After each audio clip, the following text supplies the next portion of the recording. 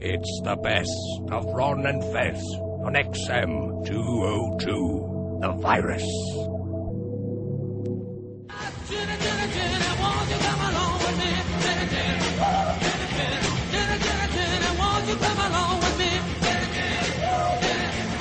Billy Staples' mystery date is here. Jenny. We're Ron and Fez. She's down partying with Billy.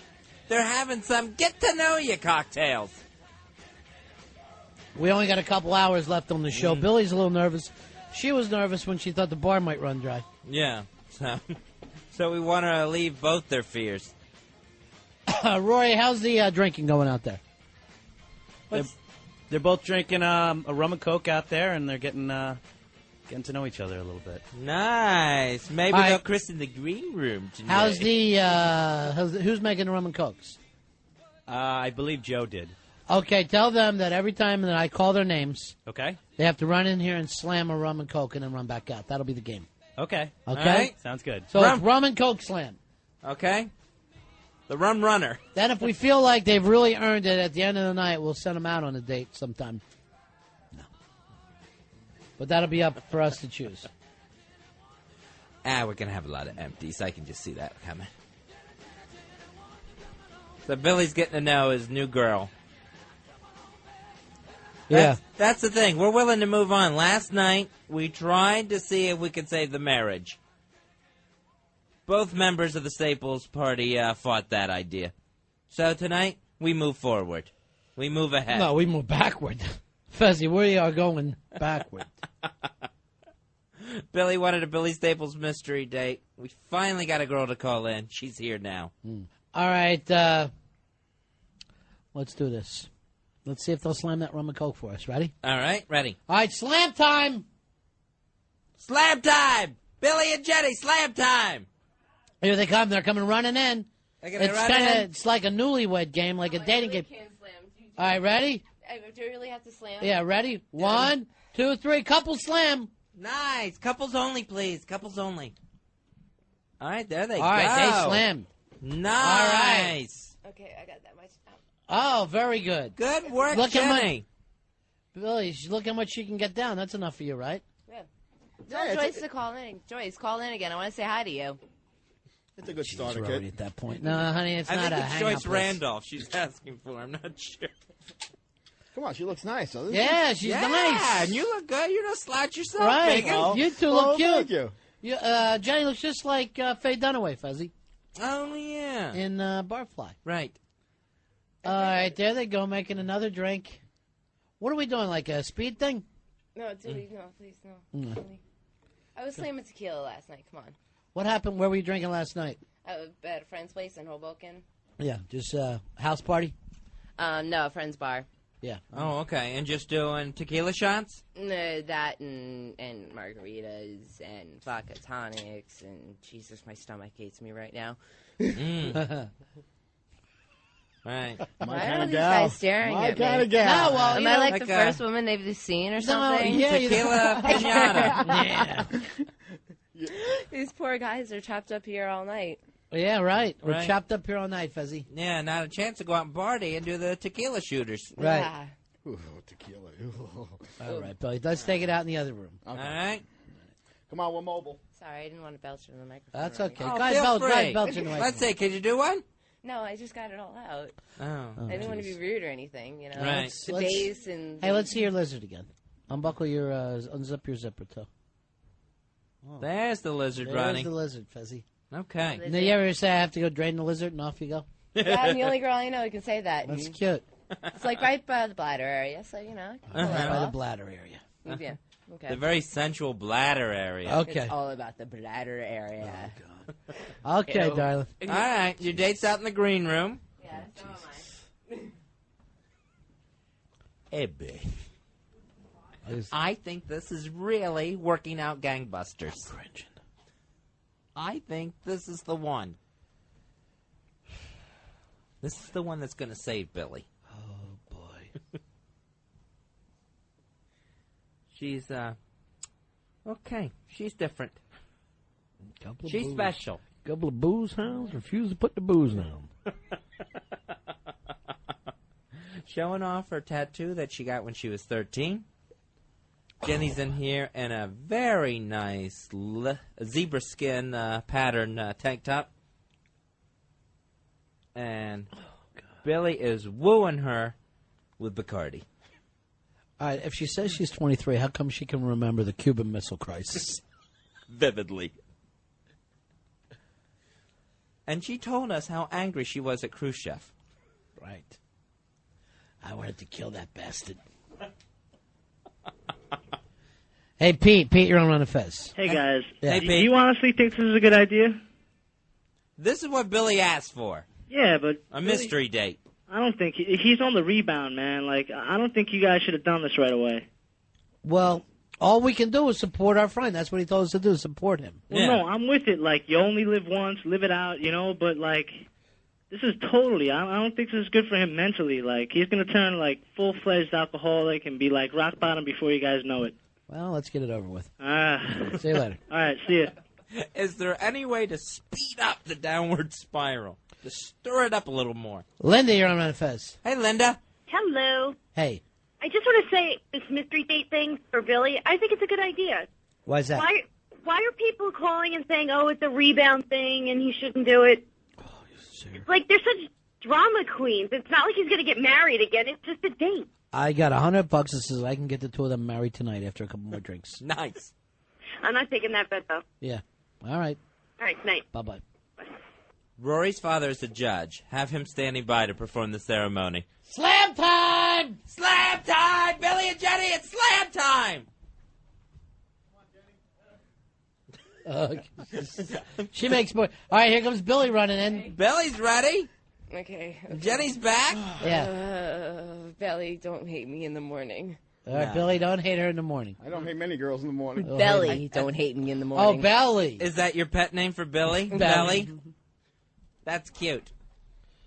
She said she had the squirts all day, so this is really... Yeah. No, I didn't have the squirts all day. I just felt like Tequila throwing up all day. squirts. Ugh. Just bang it down. And That enjoy. worm was trying to crawl back out the other end.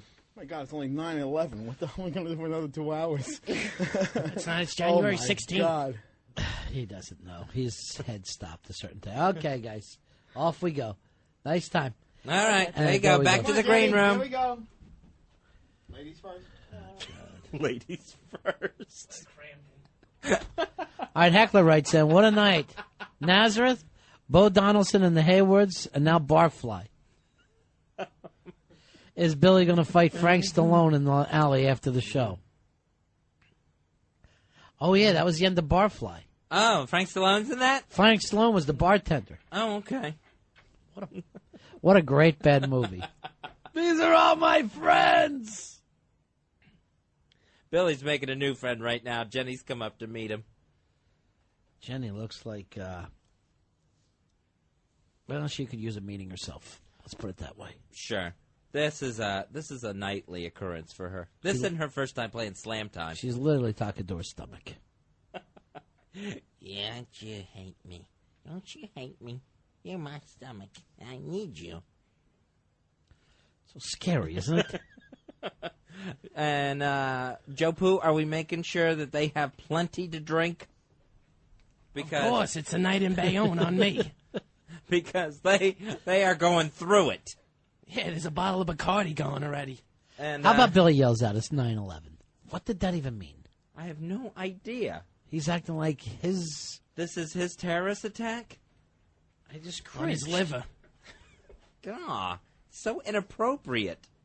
It literally is inappropriate. If, he's trying to woo this girl, let's change the subject material, the conversation. That's his pickup line, world disasters. It's so bad. He's making a new friend. I think they're going to be good together. Are we getting them toasted out there? Lit up, my friend. All right. Slam time! Nice! Slam time! They're slamming rum and cokes. This is the...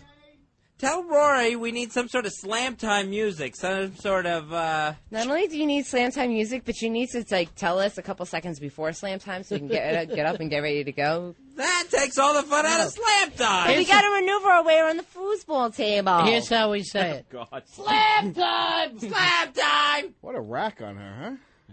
Oh, God. That's... Why, thank you. I worked hard to get this. What it cost you? And you done well. It cost me nothing. Really? Oh, that's natural? Mm-hmm. Okay. I love you, Jenny. Oh, my God. No, that's Gump. That was an impression. I know that's Gump. I understand that's Gump. Do you understand that since that movie's been out, I wanted to shoot myself? Please do Slam one instead. Wait till tomorrow. Wow, did you get a look? I know. What was that? Like Why did you glare at him? Wait till tomorrow. Don't kill yourself tonight. We're having fun. I can't even. I could buy. Huh? I just looked over and saw Crunch Free Zone as soon as. There's a sign here in the studio. I'm not sure if anybody's aware of it, but it says Crunch Free Zone, and I found it completely hysterical. And then Joe Poo said something, and I was completely not paying attention. What? My kind of gal. Look, right there. Joe, would you quit interrupting Billy's date, please? Yeah, stay Come out on. of this. You're like the little brother. Curse. Oh, I'm Yeah. sorry. I'm nervous and crap. Yeah. Uh-huh, yeah. Here's to Jenny. To And- Jenny. You've been dumped out twice. Those are Natural naturals? Let Billy check them to make sure. No, You can't touch? I haven't drank enough yet. All right, how much more you got to drink? I don't know how much money you got. How much you? We got plenty of liquor. Slam time! Slam time! Slam it down. Money and cash is no problem. Oh, jeez, that's Billy's rap. Just break out the charge card. Unless your wife wanted to go to college. Hey! What? Don't yell like that, Billy. You're on the radio. You're overmodulating.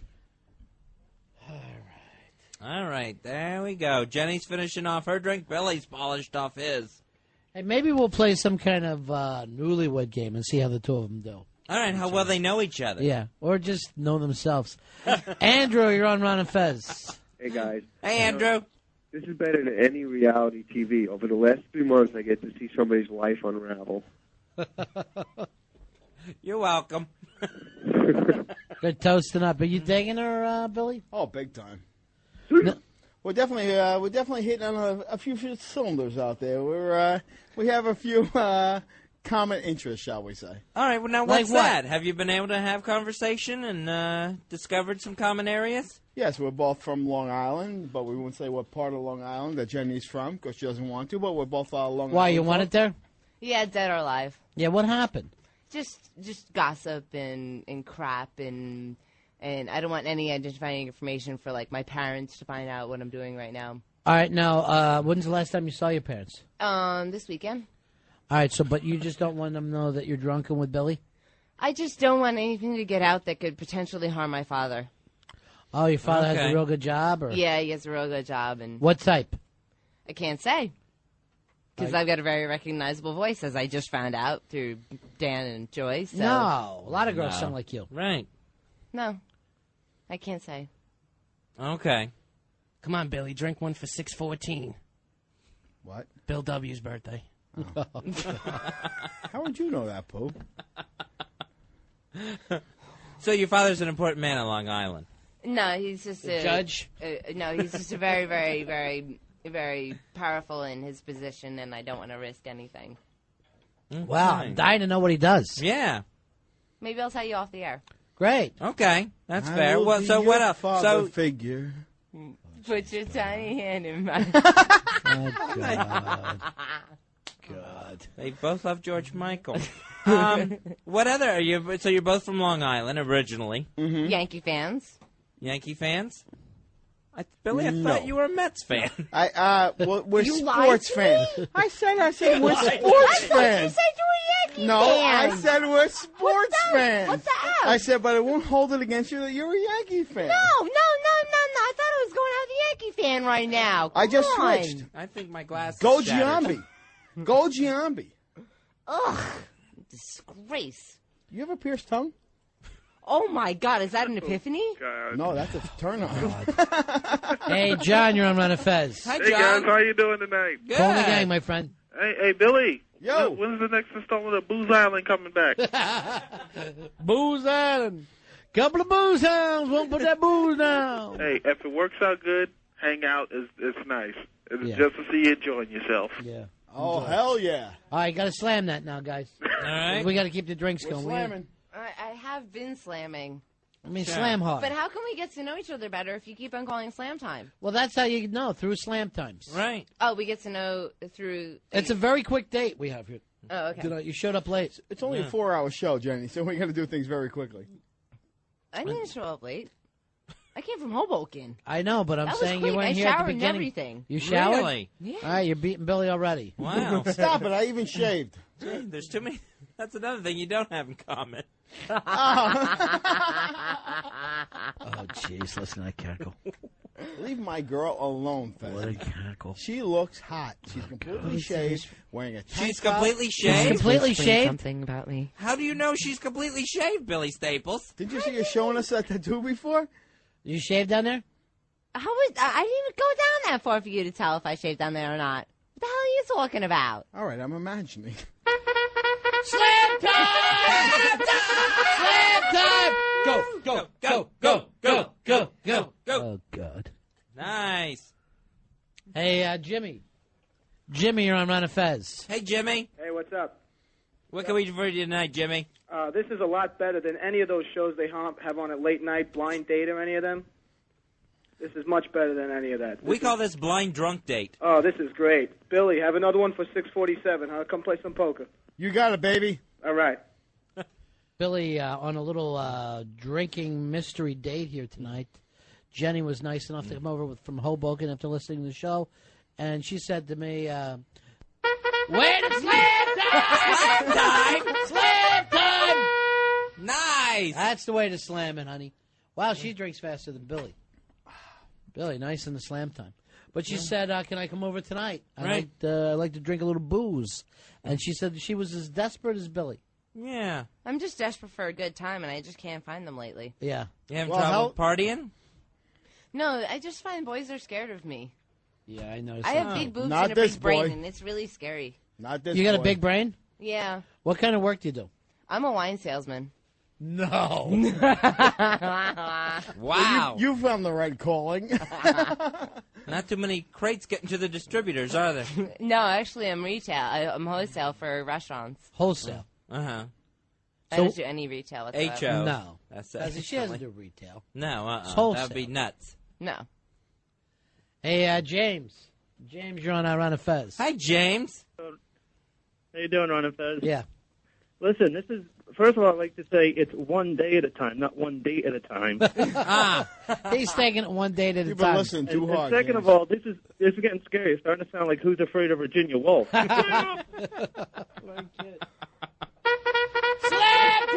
It's slam time! I got nothing to slam. Here, slam mine. Half of it. All right, here we said to keep. Yeah, to make sure we asked. Al, I hate to wake you See, up. the interns, maybe they need to get paid or something because they can't do what they're supposed to do right now. Right, that he does get paid. He's Oh my God, they found ice. Jenny, we have ice. They found ice. The interns found ice. Oh my We God. have ice. Jeez. Thank you, interns. Why Right, slam this so- before Jenny? okay. Did she take her top off? Yeah, I think she will. Let's have a race. Whoever loses has to take their top off. I'm all not right? taking my top off. Top off. Top off. Top off. Top off. Top on. Top off. The All topper. right, what would you do then if he beats you? You have to do something. Big makeout kiss. No. It's either the big makeout kiss or the top off. No top off. All right, then big makeout kiss. All right, ready? No One. makeout kiss. What's it okay, gonna be? Okay. Then You're he sitting has here to buy drinking me free a shot booze. when we go out because we're going out after this. All right, we're yeah, then he'll we're buy you a definitely shot. going out. All right, so he's buying you. All right, people are laughing that she calls Al an intern. The instant She's so feedback. wise. We're doing a crazy drunk date here tonight with. All right, so if you lose, if Billy beats you, it's a big makeout kiss. If he wins, he buys you a shot. Stop drinking ahead of time. All right, ready? Let him go. Ready? Wait a second. Wait, she's drinking ahead of time. I'm Quick, sorry. keep on There's talking. liquor in front of me. What am I? I'm not supposed to drink it. She's got a point. Harder on me. Can I ask you the truth, Billy? Do you love her? It's like. Do you think you love her? I fall in love easily, Ron. Yeah? Yeah. Is this one of those times? It could be. Oh no. All right, ready? Slam time. Ready?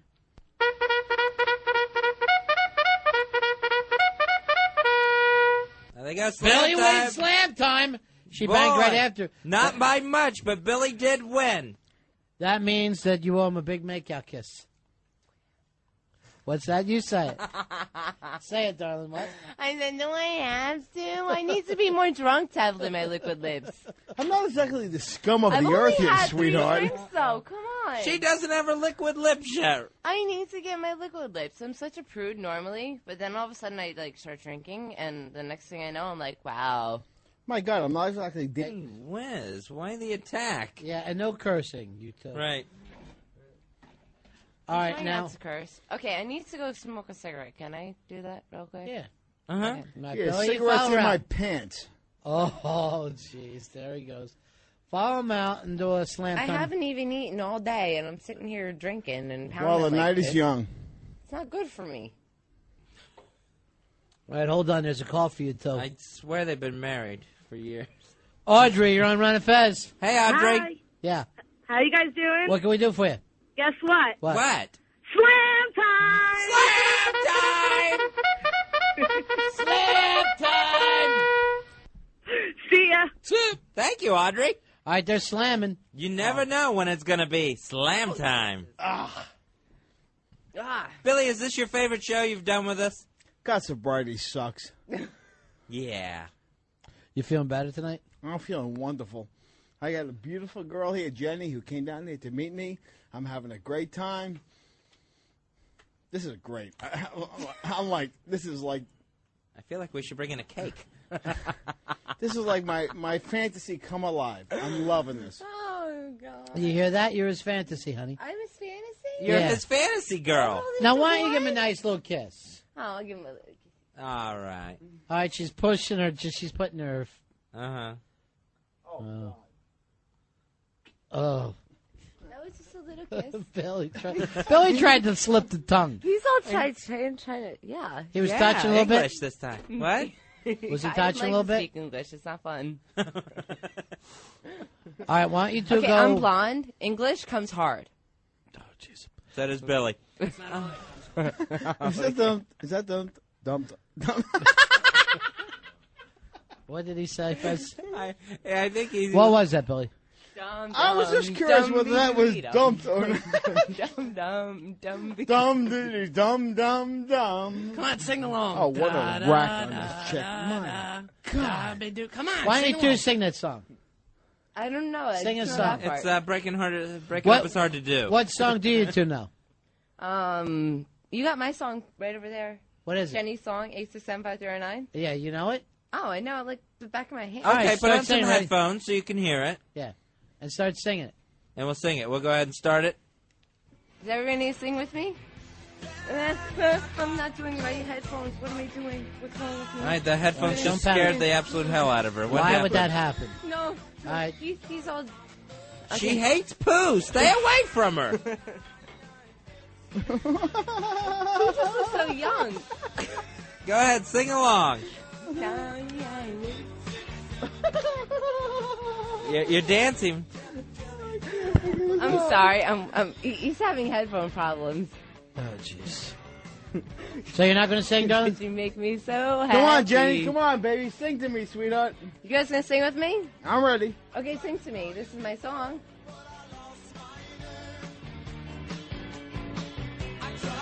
Imagination. Here we go. Here's the chorus. Okay. Jenny, I got your number. I want to screw you tonight.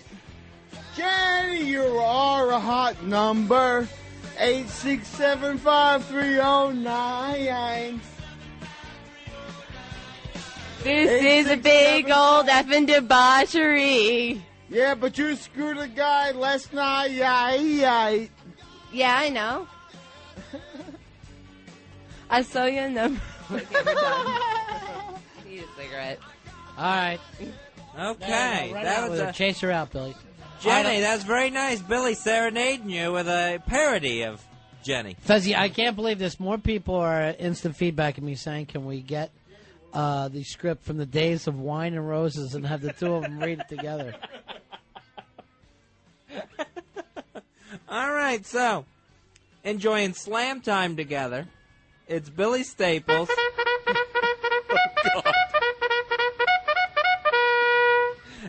and his new mystery date girlfriend, Jenny. Wow. And are they getting liquored up? Yeah, they are. They're hitting the rum and cokes pretty hard. Oh, yeah. All right, we'll be back with a little more Slam Time. Ron and Fez. Ron Bennington, Fez Watley. It's the Ron and Fez Show. It's the best of Ron and Fez on XM 202. Right now, Billy Staples on his mystery date. Crazy drunk date is what it basically is. Sure. Jenny, the one... Blind drunk date. Blind drunk date, yes. Jenny, the one girl who called in when Billy asked for a mystery date. She is here, and they've been playing a little get-to-know-you game called Slam Time that they came up with.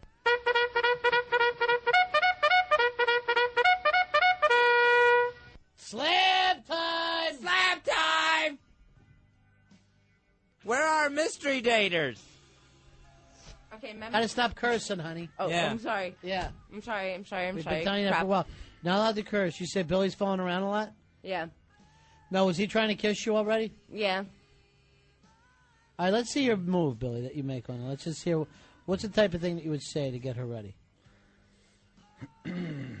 Well, Ugh. you know, Jenny. You're the kind of girl I've been looking for. How about we suck face right now? He's really drunk, isn't he? Did that work on you, Jenny? Yeah, I hear that about, 14 million times a night, so try something new. Damn, I'm not used to girls who are like this. Like what? That loose. Screw you, Poe.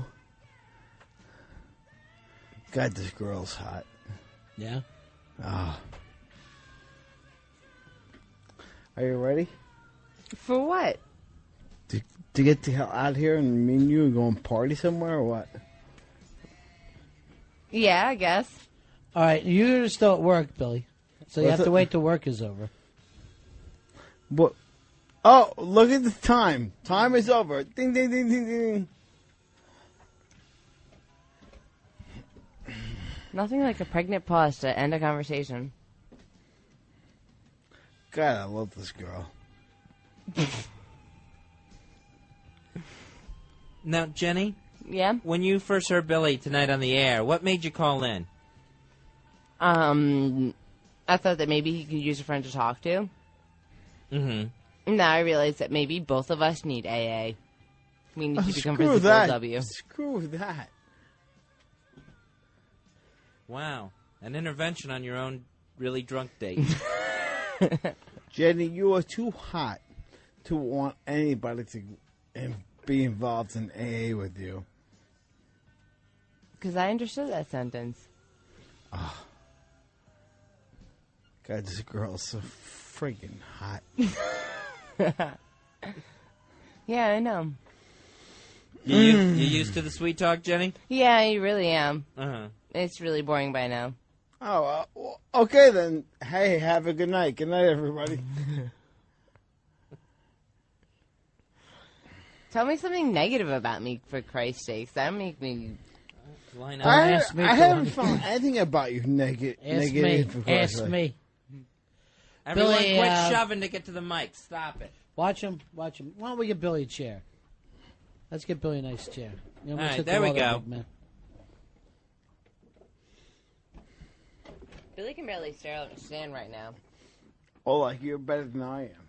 Oh, I'm totally better than you are right now. You standers. What the hell's going on here? They're trying to pull you back on the chair. They're a little worried about They're it. all hoisting him, and he's trying to get into a chair, but it's really unsuccessful. Jenny is a hot friggin' shock. Benny, Okay, in English, please. Benny, oh my God, I can't even believe it. What the hell? How you look so psyched.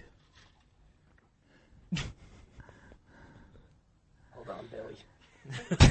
Billy's kind of off the Trying to chair get your ass again. back in the chair. Can you sit Billy's back? being hoisted into the chair as we speak. Can you scoot back in the chair? Joe Pooh is throwing him up to get They're worried about you, Billy. Can you scoot back in the chair so that you're all the way in it? I don't know what the hell that was all about. There's not going to be any more slam times for Billy. Oh, shit. But Jenny is a friggin' hot woman. Yes. Big time. We've accomplished this so far. We know I'm a hot woman. Oh. Do I have any other positive attributes that turn you on? Oh, please. Tattoos. Oh, my God. I love this girl. I wish that, I mean, if there was some way that I could turn it around and you could say, like, Weeble, you're the guy for me, I'm all there. Oh, she's so hot. I can't stand All right, it. Jenny, will you say those words? Weeble, you're the guy for me. Will you say that to Billy Staples here and now? Who's Weeble, first of all? That would be me, sweetheart. Oh, okay. Weeble? Don't laugh. He's nodding when I say Weeble. He's like, yeah, that's me.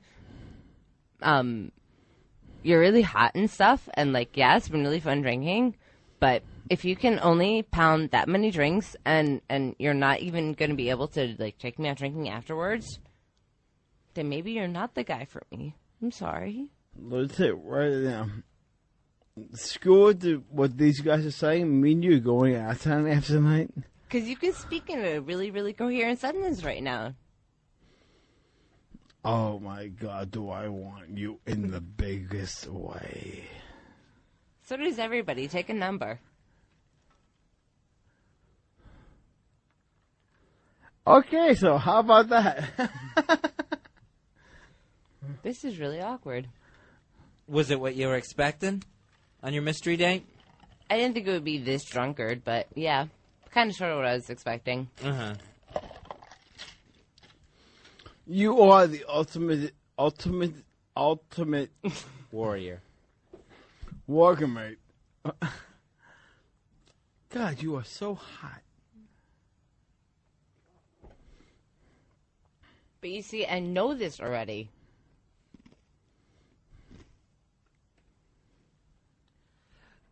Billy somebody break Staples this, on his please. little party date tonight, the mystery date. Yeah, help Billy. There goes Billy. All right, easy does it. There you go. Nice save. Billy is cut off. Nice save. All right, yeah, Billy is on his mystery date. This is something that All right, for now on, he's you're been gonna be asking for. You're gonna be doing slam times by yourself, Jenny. Oh, I am? Yeah. Yeah, sorry. Oh, what a rack. Billy, I think you need to go to sleep for a little bit.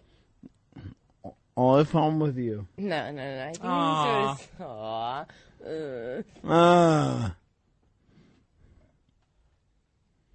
to How long were they drinking first before we got to the state?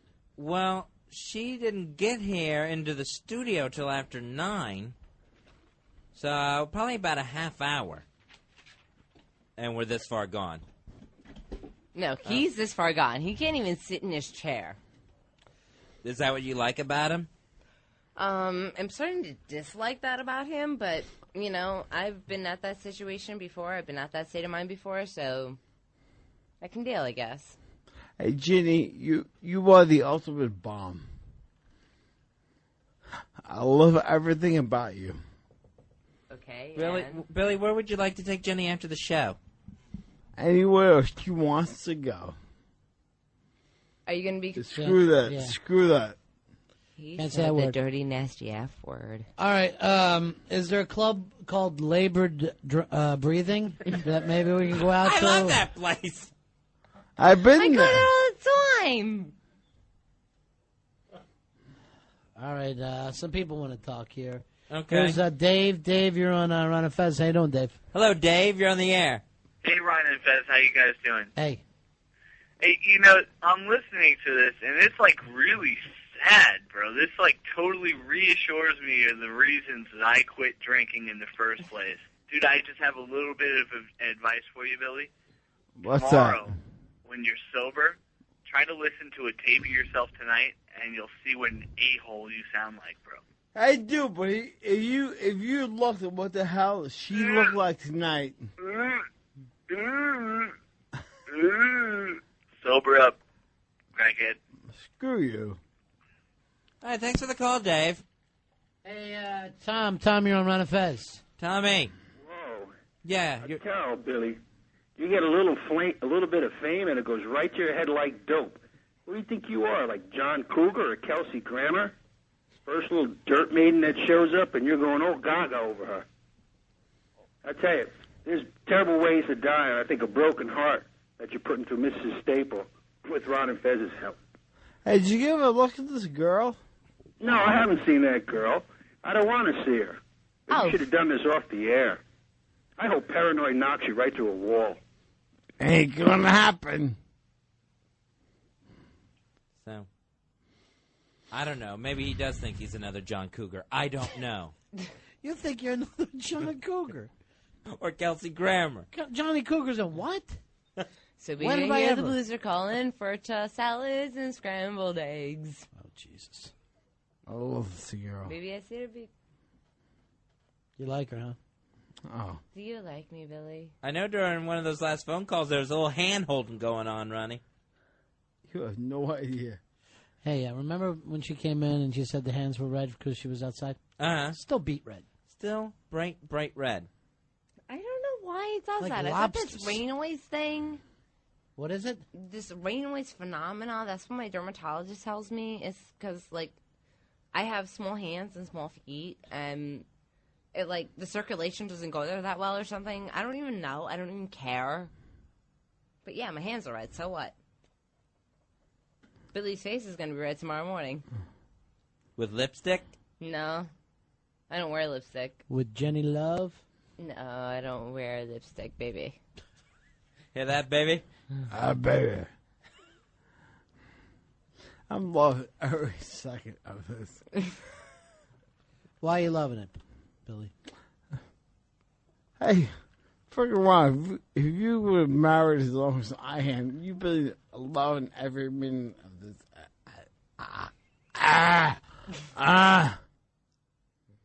God, look at this girl. So is anybody calling in to talk to us?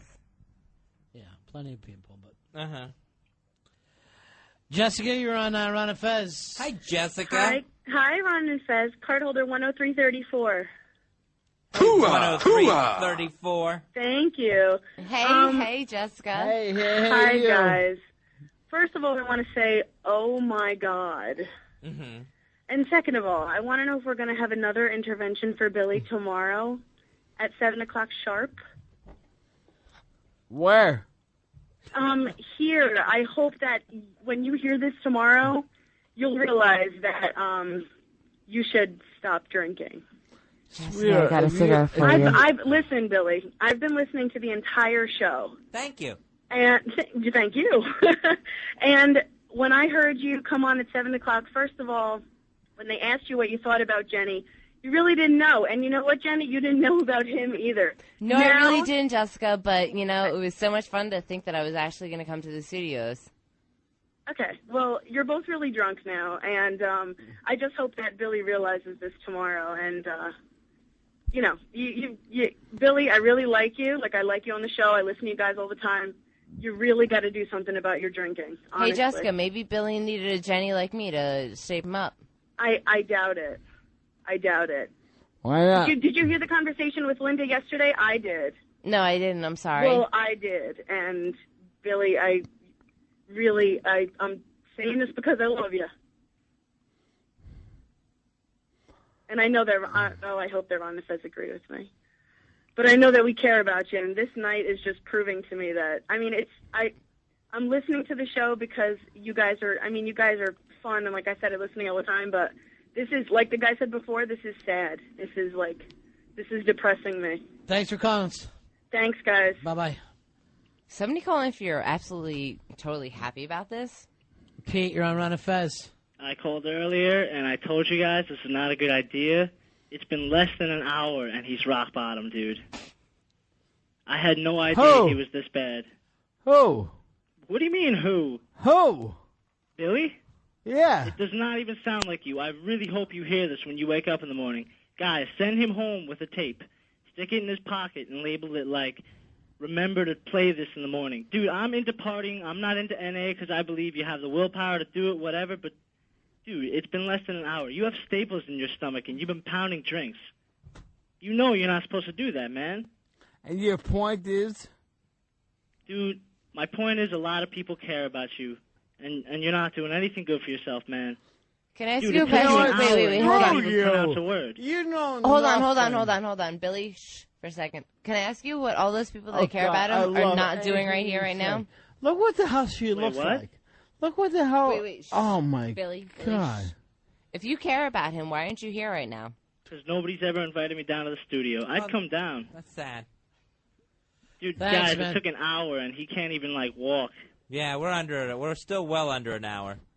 How many, let me check with Rory, how many drinks you think Billy had? He didn't have many drinks. I think the thing that killed him was he slammed 2 rum and cokes back to back, and that really knocked him out. Okay, but how many altogether? I mean, 4. Four rum and cokes, Yes.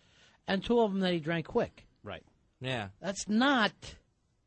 And I've had about, 8 since I've been here? Hey, Rory, the hell with that? What the hell is she wearing? I'm wearing That's a good question, Roy. Jenny, did you think you would win the Slam Time competition that easily? Gosh. No, I did not think I would win the Slam Time competition that easily, but I thought I would be able to hold out my liquor better than Billy with the Slam Time competition, and I think I have been so far. Okay, we'll send that to encoding, and we'll see what they can decipher. We don't have encoders. Fezzi. We don't? That Am can I go through speaking like a politician? No Yeah, way. Ted Kennedy. Mario, you're on Ron and Fez. Ron and Fez, how's it going? Good. Hey, Mario. How you doing? Hi, Mario. How are you? Good, Yeah, how are you? listen, you guys got to do yourself a favor. You got to staple this Staples mouth shut. Forget it. Don't give him any more. He's out of it. And besides that, how hot are you? Oh, you're really hot. You're really hot. You got to give you a little bit more of a challenge, hon. You know what I mean, Jen? Me? Yeah. He's like, it's like too easy. It's like, Yo, oh, B, you're you want to hot, come you're meet me hot. right now, and I'll show you how hot I really am? No, I agree with you. I believe that you're hot, but I really think you need more of a challenge. This guy sounds like a mush. So you want to come meet me and take me out and see what you can do? She's already ready to leave you, Billy. No, I'm already Now, up Billy for the hasn't challenge. even had a drink in, 10 minutes? Right. 15 minutes? At least 10 minutes. Yeah. God, I want this girl so bad. How well do you know her, Billy? Know her? Yeah. Billy, what's my last name? Who the hell knows? Do you even care? No. I think it's Side, isn't it? Jenny's Side? Yeah. It's the angel of death. Genocide. Like, who the hell would care who somebody's last Jenny's name? Side. Ooh, her. Yeah, you're right, Weeble. Tell her a little bit about yourself, Billy. Well, let me tell you. Well, let me tell you this about myself. I'm a young guy. I like to hang out and party. All right, you're cursing now. I'm sorry. Yeah. Tell her about growing up on Long Island. And how much you hated it, just like me. I grew up on Long Island, but unfortunately, that she did not. As a matter of fact, that her own home life, I can't say anything about it because she won't let me say a word about it. At least Billy's a man of his word. I told him some stuff, and I told him that if he said anything about it on air, I'd kick his ass. So, yeah. God, I love this girl. God, I love this girl. And why do you love me? Am I for the first girl that paid you any attention whatsoever? Oh, please. You are the first girl I saw. I looked at you and you were like, oh my God, it is Staples. I want you. Okay, Was that what it was like for you, Jenny? We're listening in on Billy I'm and gonna Jenny's chuckle now. drunken mystery date here. If you saw the movie Barfly, It might be a good idea to put that movie on, turn the sound down, and just let these two talk over it. Sure, and we'll supply the audio. Big-ass simulcast. Big-ass barfly simulcast. This girl is so hot. It's not fair. Well, you should have said that earlier. I can't help it. This girl's like a freaking knockout. Hey, I look James. at her. I look at her, and I'm like, oh my god. Sorry, James. Go ahead. You're on the air, buddy. Hey Hi, there, James. Ron Fez. Hey, Billy. How you doing, bro? James, what do you got to say? Hey, Billy, you there? I'm right here. You happy? What? You happy? I'm happy. Well, you probably want to leave the show, too, right? What's your problem, dude? No, I'm just saying, you're feeling good. You don't need this show. You can do better out there in the world. Thanks for your call. These guys are just holding you back. Thanks for your call. What do you think about it? You like the show? I love the call. You love the show? He's saying show, not call. Show. Do you love Ron and Fez? Hey, I love you. Oh, my God. He loves me already. Has anyone fallen in love with you this quick before, Jenny? Yeah, it happens at bars all the time. Really? Yeah. What do you do in those instances? I usually get a cab and I run home very, very quick. You crack him up. That was a funny one. Does anybody else hear the laughter, or is it all just crickets? Hey, Doug. Doug, you're on Ron and Fez. Hey, Doug. What's up, guys? I'm on Billy's side, but first you could start by acting like a man. Billy, I want you to stand up and get a hold of yourself. Don't let all these other callers drag you down. You're the man tonight. You're going to do that tonight. Be a man and get up. Wait, he's Right going to do now. this tonight? I want you to get up right now and say, I am the man. Thank you, Doug. All right, buddy? I'm with you. All right, you get up right now. Don't He's let all not these getting callers out of his take you seat. down. He's not getting out of his seat. He's not getting out of his seat. Billy, you get out of that. All right. This on the instant feedback. This is like watching The Other Sister. It's a good film. I apologize for my debauchery right now. Never apologize. Billy, why don't you sing to her a little bit?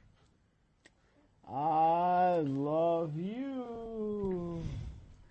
With those Said on the air. Why don't you sing You Are So Beautiful to Me? You are so beautiful to me. Oh.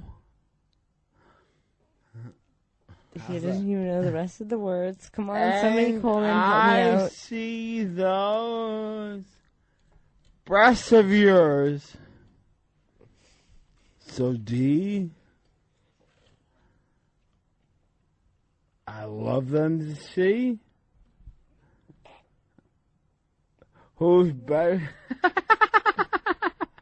Do I get a prize for being a good team player? Oh, God, you got such a rock. What the hell are you being such a prude about? I'm not being prude about anything. I told you I love my rack. You've got nothing being prude about. Look at the Oh, hell. my God. Shut My up. God. All right, Look who at- else is calling in? So Look at the rack you've got, for God's sake. Oh, my God. I can't deal with that. Is there any way Billy could get a flash? Come on. Yeah, you have to do it. I'm not the totally. All right, I don't do flashes for anything, so what am I going to get for the flash? What do you want, honey? Take the bottle home. Yeah, take the bottle home. Yeah, is that cool? It's not even half full anymore. Oh, have you seen We your got the breast? new bottle that just showed up, Have right? you seen your Okay, breast? show me the new bottle. Oh, God. There's two people bouncing off the bottom tonight. Two of them, Fez. I don't do it for nothing. I'll take the bottom. But home. see, I'm going to flash the whole studio, so, I should get something out of it. Ronnie, there's less bottom feeders in the lobster tank. Are you talking about me, bitch? What? Are you talking about me? I'm talking to Ronnie. But you talking about me? Honey, What? honey, We're let- going to show you the bottle. Oh, that's not even, 3/4 full right now. Look where it is.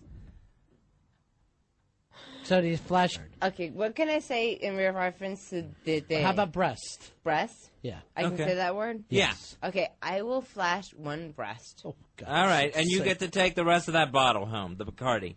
Yeah. Okay. And can I have it like an NEW prize pack? No. I'm just kidding. Just kidding. Matter of fact, I'm still my smack in the back of the head for calling my partner bitch. Thank you. Oh my God, I can't believe I'm doing this. Oh, weekend. Lord. Oh, that's lovely. She's sitting here with one breast out. Roy, I'm done.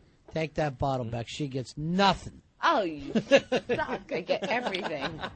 The other thing is... Rory, is that... That word. You know that, Billy. You can't. You got to say breast. The other thing was she had to flash by lifting her pant leg. My pant leg? Oh, I'm not that old. Come on. Okay. God, I love this. What, you don't like the shirt? It's great. Alvin, you're on Ron and Fez. How many bottles you trade for it? I love you guys, but I gotta say, this is the most uncomfortable show I've ever heard. Billy, man, Billy? Come on, Billy, dude, you're a nice guy. What are you doing to yourself? You're cursing again. I just want to say, what's her name there? Jenny? Jenny, yeah. I mean, you sound really hot, but Billy, man, come on. Alvin, trust me. What are you saying? I'm not good enough for Billy? No, I'm saying Billy, but what is he doing to himself? Huh. Anyway, guys, see ya. He's realizing his pitfalls. Are we ready to drink some more or what? I think you need to have a couple glasses of water before you drink some more. Screw you. Oh, jeez. They're breaking up. The couple's breaking up. No, they just met less than an hour ago. Hey, Rich, you're on Ron and Fez. How you doing? Hey, Rich. Awful. Listen, she's using this guy. She's just looking for prizes. She's just trying to make a name. She's trying to hang out in the bars in Hoboken, say she was on Ron and Fez. This poor guy's all drunk. Wait. Hold up. You think I'm trying to Jenny, use... I'm from Hoboken. I see girls like you in the bars all the time. honey, where do you hang out in Hoboken? I hang out all over. Moran's all over. Wait. Moran's? You hang out in Moran's? Do you think you're cool? Stinkies. Moran's is like the Where do you go, Jersey Bahama degenerate bar. You Where do think you you're go, cool because you Bahama hang out in Moran's, bitch? Where do you go, to Bahama Mamas? No. You go to Bahama Mamas, wait for them to finish. I sweeping do up the not bar? go to Bahama Mamas because... Really? Yeah. I heard most of the people probably have. That's the cruelest thing I've ever heard. Can I I say can't that? imagine the thought of that. Can I They'd say probably that? get drunk if they did. Billy's up and into a wall. Watch him, and watch him. down. Billy's Where down. you going, Billy? Now walk. Billy's staggering to the door. Come on. All right, You know watch what him, the Joe sad part Poo. is? We have Am I Come on, going to Jenny, stay here finish for the your rest of the show and get my ass beat, or are you going to meet me in Hoboken? And am I going to show you my drinking talents? Absolutely. I hope you do when you DUI, because I'll lock you right up. Ronnie. Oh, you're a cop in Hoboken? Not in Hoboken. Billy's no. pants are Oh, down. wait. Hold on. Can I talk to this guy for In a the second? green room. Can I? No, Ron we gotta Fez? let him go. What happened, Fez? Joe is trying to keep Billy up, and Billy's pants are down. He just yanked his pants down in front of Yeah, Joe. he really did. So I'm going to say He here in the yanked them studio. down on purpose, or they fell down?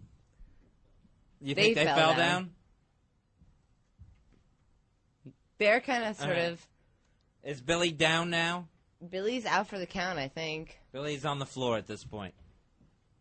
Are the pants back up? The strange thing here, 4 drinks. Yeah. That was 4 drinks and a half hour's time. But Jenny?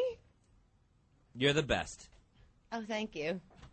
So was it a good thing that I came here to help Billy epiphanize that he needs to stop drinking? Or is... Yeah, honey, you're a good person.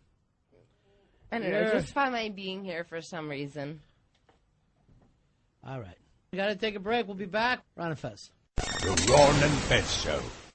It's the best of Ron and Fez on XM 202. The furniture is from IKEA, in the green room nice and new. Come late at night and you'll find Billy stone passed out, it's his bedroom. And with his head on Pete Johnson's shoulders, were he not drunk it seemed croquet. And Pete Johnson looks at Billy, and this is what I heard him say. Billy, don't be a whiner, don't be a drunk for your life. Billy, don't be a boozer, don't break up with your wife. And as Pete started to go, he said, Billy, don't get back into blow. No, Billy, don't be a wino. Now, can you get off of me? My leg is falling asleep. I can't feel it anymore. You're crushing me. Ow. We're Ron and Fez. It's Billy Staples' all drunked up mystery date. And I think going really well so far.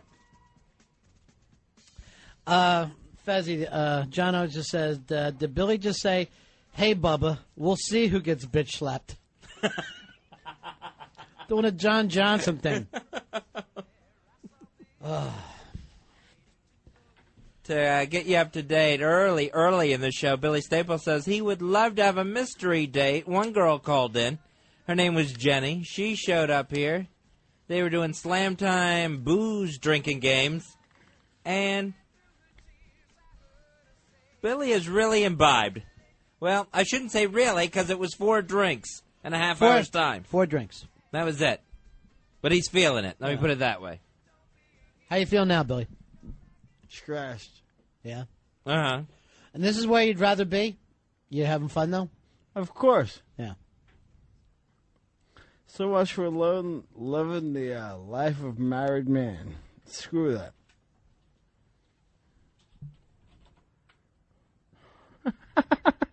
You think? How do you think things are working out with Jenny? Who? Your mystery date.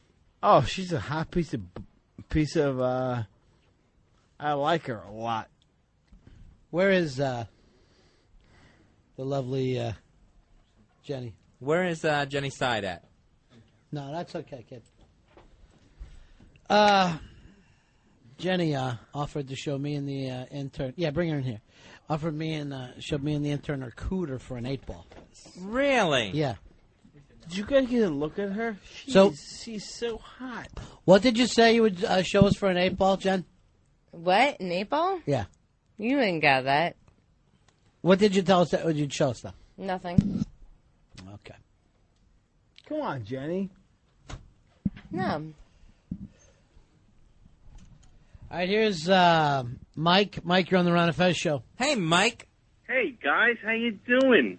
What can we do for you? I'm sorry. Is this Ron and Fez? Yeah. Yeah. I thought that I was listening to, like, the new radio show by John Edwards. I thought you were channeling Foster Brooks. Let me ask you a question. F Jenny, you. the celebrity that Jenny most looks like, is it like Jean Shalit, or is she really good looking? What celebrity would you say she looked like, Fez? Let's see. Avery Shriver? Oh, no Avery way. Shriver today. Yeah. Not last week, but today. Yeah, that's true. Look, I got presents for you guys. Oh, she gave us the finger, Fez. See our presents? Jenny, do you ever get mistaken for a celebrity? Who would you say you most look like or get mistaken for? I get mistaken for no one because I'm so unique. I'd say Eleanor Roosevelt, Fezzy. That'll Okay, happen. I got another present for you. But today. Right, today's Eleanor Roosevelt. Hey, Mark, she got another present. It's another middle finger, Fez. Hey, I don't know what I cannot say, so I'm just... Right. It's Good, easier that's that good. That's Mark, better. That works. Mark, I you're on can Ron do and that Fez. and... Ron and Fez, what's up? 6310. Hooah! Hooah! Listen, I just wanted to let you know that it's not a good sign that Billy is so drunk off of 4 drinks. You know that, right? Yeah. I know that too. Alcoholics, they fluctuate up and down. Sometimes it'll be 20 drinks, sometimes it'll be 2 drinks. Yeah. Tonight it was 4. Yeah, see, that's not a good thing. What about that, Billy? And your point? No, I just, you really And he should take hasn't a look at had a yourself in drink the mirror. in 40 minutes, right? Yeah, right. Yep. Screw him. Okay. Don, you're on the... Billy keeps on whining 5s over here. Hello? Don, you know what's the odd thing, Fezzy? If we were to give keys to one of them, it would be her. Yeah, she would be the designated driver. in What this. situation would she ever get keys? Ever? Never. Don, you're on Ron and Fez. Yeah, this is the best show you guys ever did. I think it's hilarious that he's hammered. Screw you. It's hilarious. This is the best. You should get him hammered every time you guys have a show. I love you. I love you, too. Am I making for good air, too? Is she the ultimate warrior or what? Have you getting a look what this girl looks like? She is. She looks so like Joe Torre and you're friggin' slobbering hot. all over her. Oh, right, that's after good. you, after you, after you, after you. I totally, But Joe Oh, Torre my today. Right. Yeah. Well, Dan from Hoboken was the one who told us a lot of good things about her. Right, yeah. He was the one who said, have I got the girl for Billy? Right. Oh yeah, he's a good judgment. Where's of what Joyce looks calling good. back? I want to hear Joyce calling back. Where do you know Dan from? From the ONA chat board? Message board thing? Yeah. FinancialMusic.com. Have you ever met? Say stuff like that on the air. How the hell can you be attracted to Jane? All right, Dan from easy, Hoboken? easy. Dump out twice. Dump out twice. I don't think I have any left. Dump out as much as you can. Keep dumping out, all right? We back on? Is that the whole situation? Jenny, you're a hot piece of butt. I know I am. Oh, my A hot piece God. of butt. Tell me something different. Served on a roll. Sweet God in heaven, I wish I would have known you a year or two ago. What would have happened then? Who's best asset? What would have happened a year or two ago?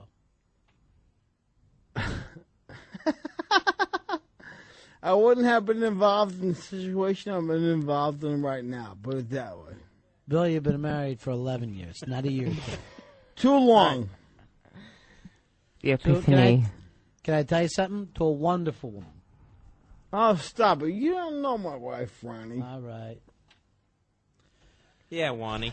But I look at this girl, and I look at this girl right here, and I'm like, oh, my God, what a piece of she is. And that's her face that you're looking at. That's what I want to be looked at as, yeah. Mm-hmm. Do you see the future?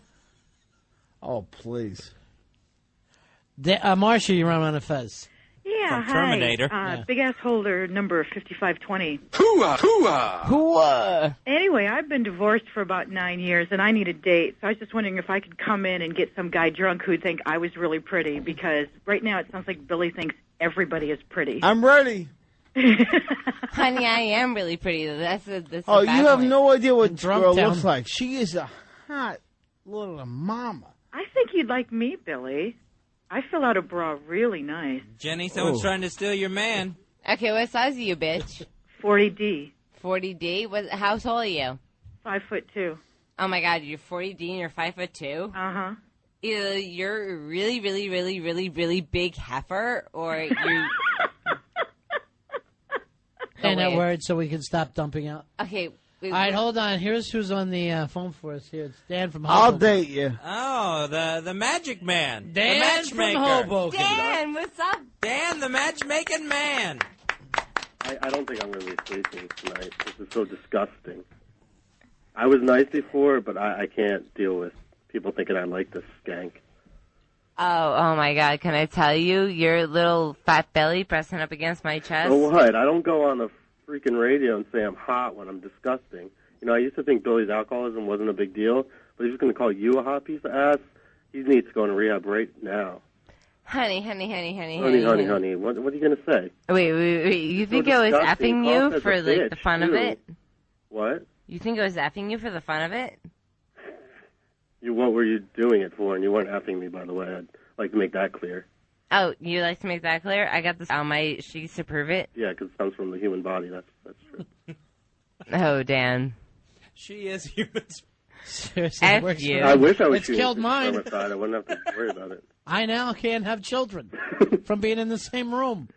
It's disgusting. I wanted, I knew this Dan? was a funny bit, so that's why I recommended it. I just want to make sure you know that. Dan. Yes. What Dan. do you want?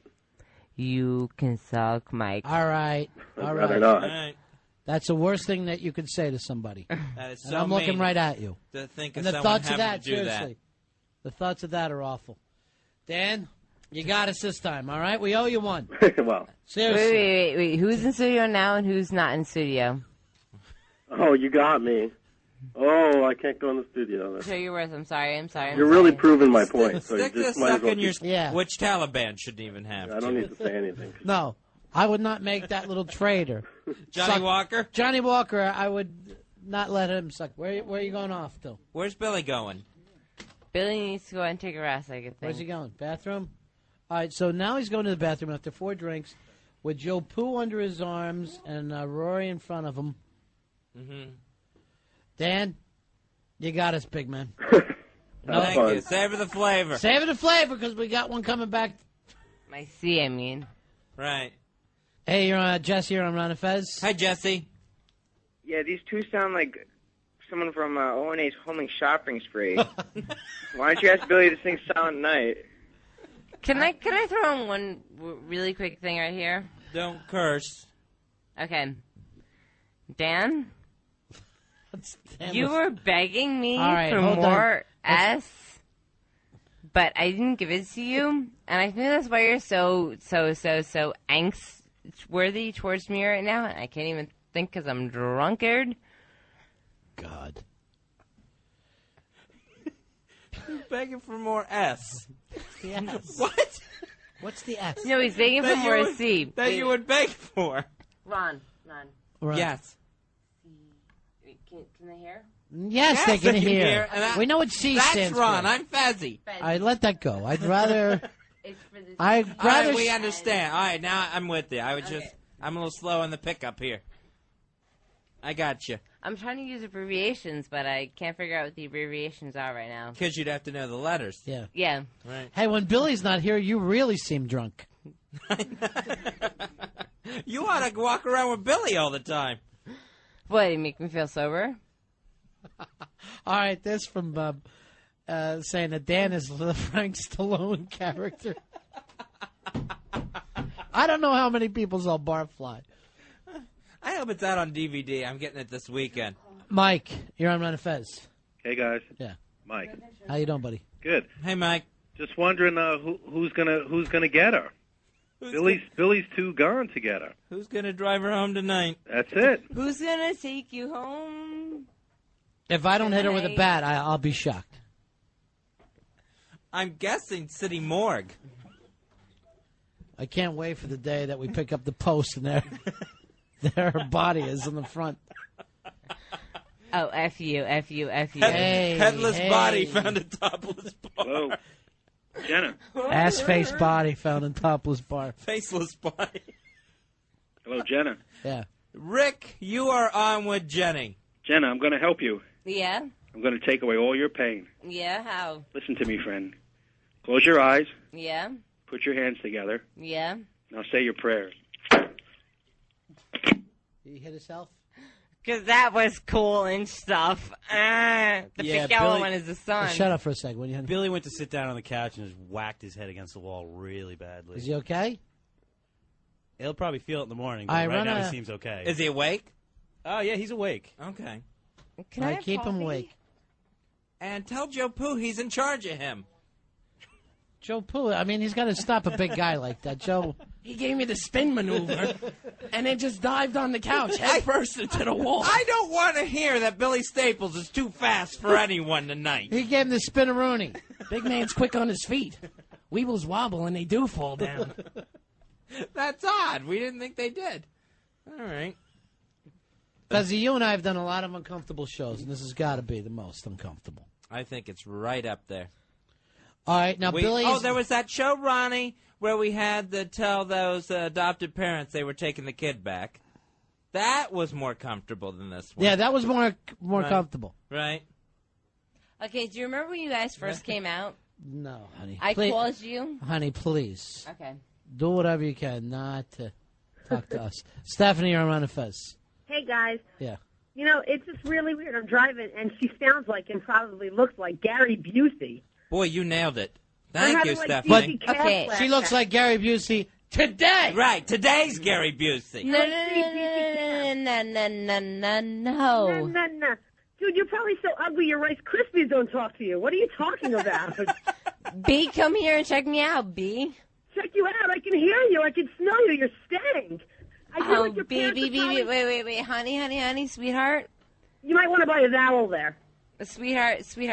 All right, I will do that because it sounds like when you were born, your parents may have been screaming, "A dingo ate my baby."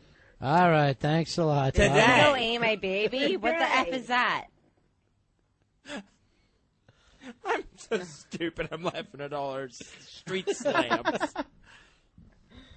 He wanted my ass so bad that my C was in the way. And then he had one of my T's. And he's a total beat. All right, what's he calling for? Hey, Paul Bond, you're on Ron and Fez. Spy report. Spy report. Spy report. Spy report. Yeah. I heard my buddy's a little tipsy. It's Paul Bond. Who? Is he conscious? Yeah. Billy. I don't know any Paul Bond. Billy, there's a wagon you should be on. What the hell's going on? He's totally hammered. He cannot even speak coherently, and he's calling in on behalf of his friend. Sweet Hello. God, with the way you look, I'm ready to freaking bang you left and right all night. You saying I'm ready to bang you left and right? Oh, my God. Look what the hell you look like. You are so friggin' hot. Take care of my boy. I'd say. Bye. Oh, yeah. Well, friends like that, who needs interventions? Come on, Fezzy, you're with me, baby. What? Oh, this is horrible. This is dreadful. I love this girl. Why, Billy? This is a debauchery. What do you love about her, Billy? Debauchery. He just heard that word. Let's take a break. Ron and Fez. Ronnie B, SW, Ron and Fez. It's the best of Ron and Fez on XM 202. What's the story in Colorado? For some reason, they take the teacher out of the classroom, I guess for being a leftist hippie. And then the kids, they end up in the streets yesterday, and they're protesting that their teacher was taken away, and they were all chanting Bush sucks. I don't know whether they're totally confused or what's happening, Fez. Yeah, it was this teacher, Jay Benish, and he's teaching, I guess... Didn't you get a car there? No, I did. That's Kim Bennett. Oh, okay. So he's teaching his class, and it was the day after President Bush's State of the Union address, Right. is where this recording, one of the kids in the class recorded 20 minutes of his lecture. Dropped the dime on this fucker. All right, I like the angle. You know, when they're bugged, you're wired, kid. So what did he say exactly? I think comparisons got made between President Bush and Hitler. Mm-hmm, as they do. Yes, and I think that was the big thing about what upset this kid. All right, here's what went down, Fezzy. He says to everybody, I'm not saying that Bush and Hitler are exactly the same. Obviously, they're not, okay? But there's some eerie similarities to the tones that they use. Later, he's saying, I'm not in any way implying that you should agree with me. I don't even know if I'm necessarily taking a position, but what I'm trying to get you to do is to think about these issues more in depth and not just take things on the surface. All right, so the school had a problem with this. I got no problem at all. You know what I mean? I had a teacher in school that he was like the football coach, and only occasionally would he go off book. And he was like a real right-wing guy. And he would start to fire the class up, and the class would be, going in their things. And I found those to be the best classes that you could have. I don't see any reason at all not to have something going on in school where you can't be spitballing back and forth with your teacher. The kid that was complaining, he did this excuse. He goes, I'm just afraid other kids are going to take his views as fact and not opinion. Well, that's what they teach you in school. But you don't always get that anymore. Now, I think if you had a thing of, like, it shows up on a test, and it's like, Bush is like what world leader? And the answer is Hitler. Yeah, that fucking guy is going a little too far. But if he's just sitting there and he's letting the kids debate back and forth about things, normally I would say that was a pretty good teacher. Not that I know the guy or, this might be one in a string of things, but just going by that way, I don't mind opinions going back and forth. And if you listen to the 20-minute tape that the kid did, you hear the kid engaging him in conversation and debate. The kid saying, well, how is this different if the United States does something like this? So the kid is bringing up other points of view. The kid was allowed to stand his ground. Yeah, he never got told to shut up. So the kid who was debating him taped? Or was this another kid? I think it's the kid who's actually taped him and debated him, is bringing up the questions. Then I think of this as a fantastic way to end the debate. That, yes, I lured you into this, it's a sting, and now you're out of here. Normally, I feel good anytime a teacher's leaving in cuffs, but that's just me. It's an old-fashioned prejudice I had for a long time. Earl, you had perfect attendance in school, 4 years, right? By the way, I just want to point this out to you. By attending school every day, what were you missing? Because I'm telling you what, bro, there's some things to attend that aren't in that school that really made school worthwhile. Yeah, I missed the fun stuff. Did you have teachers like that would let you spitfire back and forth? Oh, absolutely. I remember my social studies teacher. He encouraged it. He wanted people to be actively involved. He wanted people to think. Right. Make up your own mind, assess the situation. And it was a much better class to have than if you were sitting there reading a book, being told to memorize things and spit it back. But there's something scary right now. And again, it's a form of political correctness where you don't ever want to be off the trail, that easy fucking trail. It's kind of sad. Yeah, so basically this lecture thing was they were dissecting the President's State of the Union address and the war in Iraq, the war in Afghanistan. And you hear the teacher at one point, he's asking questions of the class. What country does this? What country has the most of that? And I can't remember the question, but he brought up some bad thing. And you just hear another kid in the class go, he's asking what country does this bad thing. You hear another kid go, America? And it wasn't. It was the answer was Iraq or something like that. All right, 866 Ron Zero Fez, 866 Ron Zero Fez. Here's the thing. Do you want kids learning this kind of stuff, kicking back and forth in school? Or shut the fuck up, sit there, do your time, get to be 18, forget about it. Because really, either way is up in the air. I don't mind tying them down to their desk, and they don't get to think for 18 years. As a matter of fact, in a lot of ways, that could be good for them. They just sit there quietly, they learn a couple of poems, they learn some equations, and then they leave. And hopefully get themselves an 8-hour job. That was the one class that went by very quickly, and that was the one class that people really looked forward to, and the debate always spilled out after the class too. So it made homework fun. It made it. I think it just makes the whole experience more fun. You did homework too?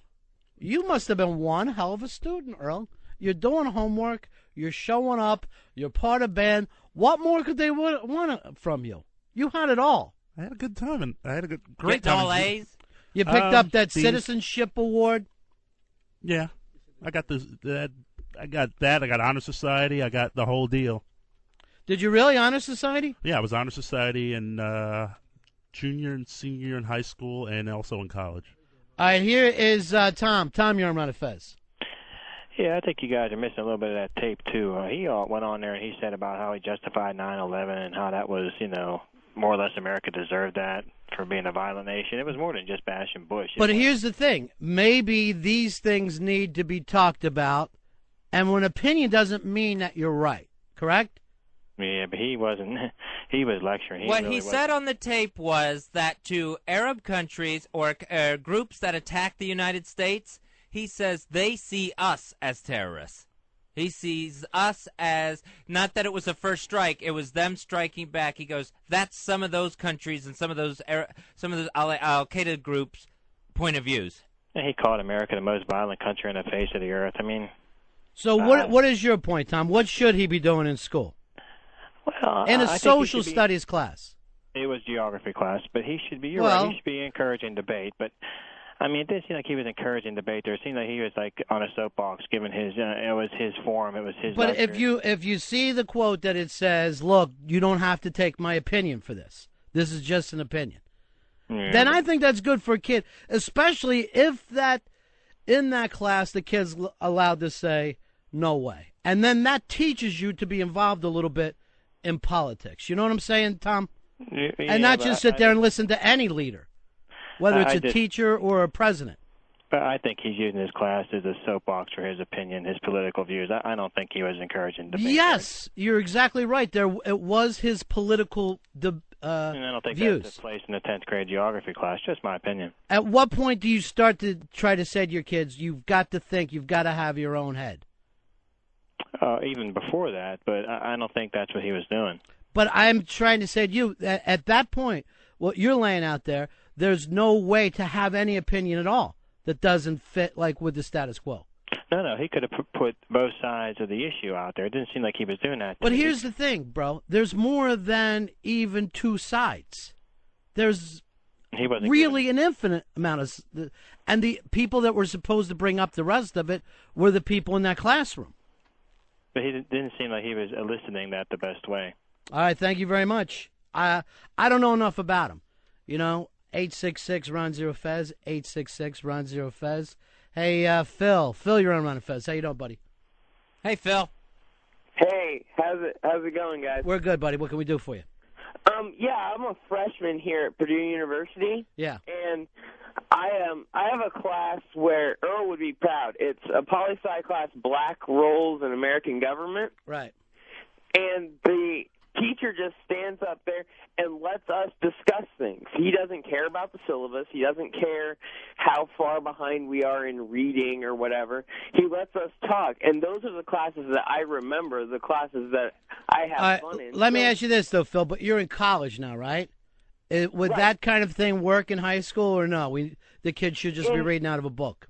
In the government classes, yes, and in some other classes like social studies and things like that, yes. But you can also tell, I've had 2 classes with this professor now, and you can also tell that the kids who have never had any experience like that, they don't know what to do in the class. They're just I had some. They don't know how to think. They know how to memorize. They were taught to. They know how to read and Right. regurgitate. They don't know how to think for themselves, which is really what he's trying to do. And we're creating this. My mom's a math teacher, and we're creating this.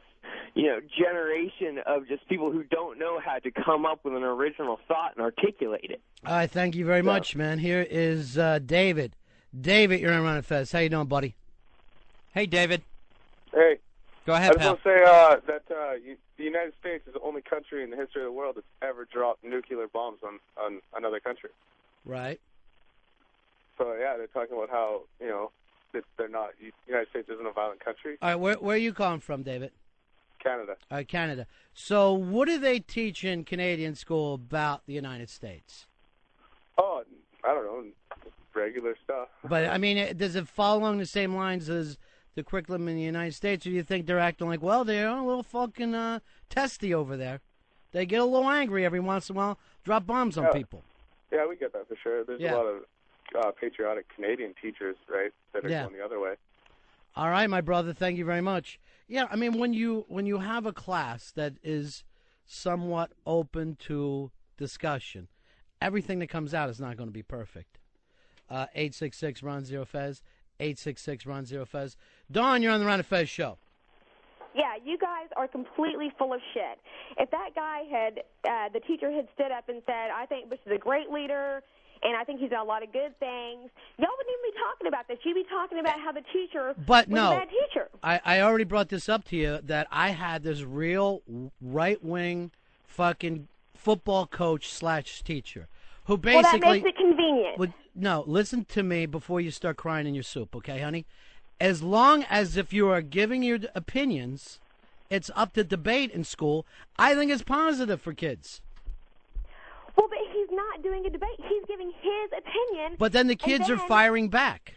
The kid asked plenty of questions, to which the teacher said, you asked great questions. Thank you so much. All right, go ahead, honey. The teacher is there as the authority. What's that?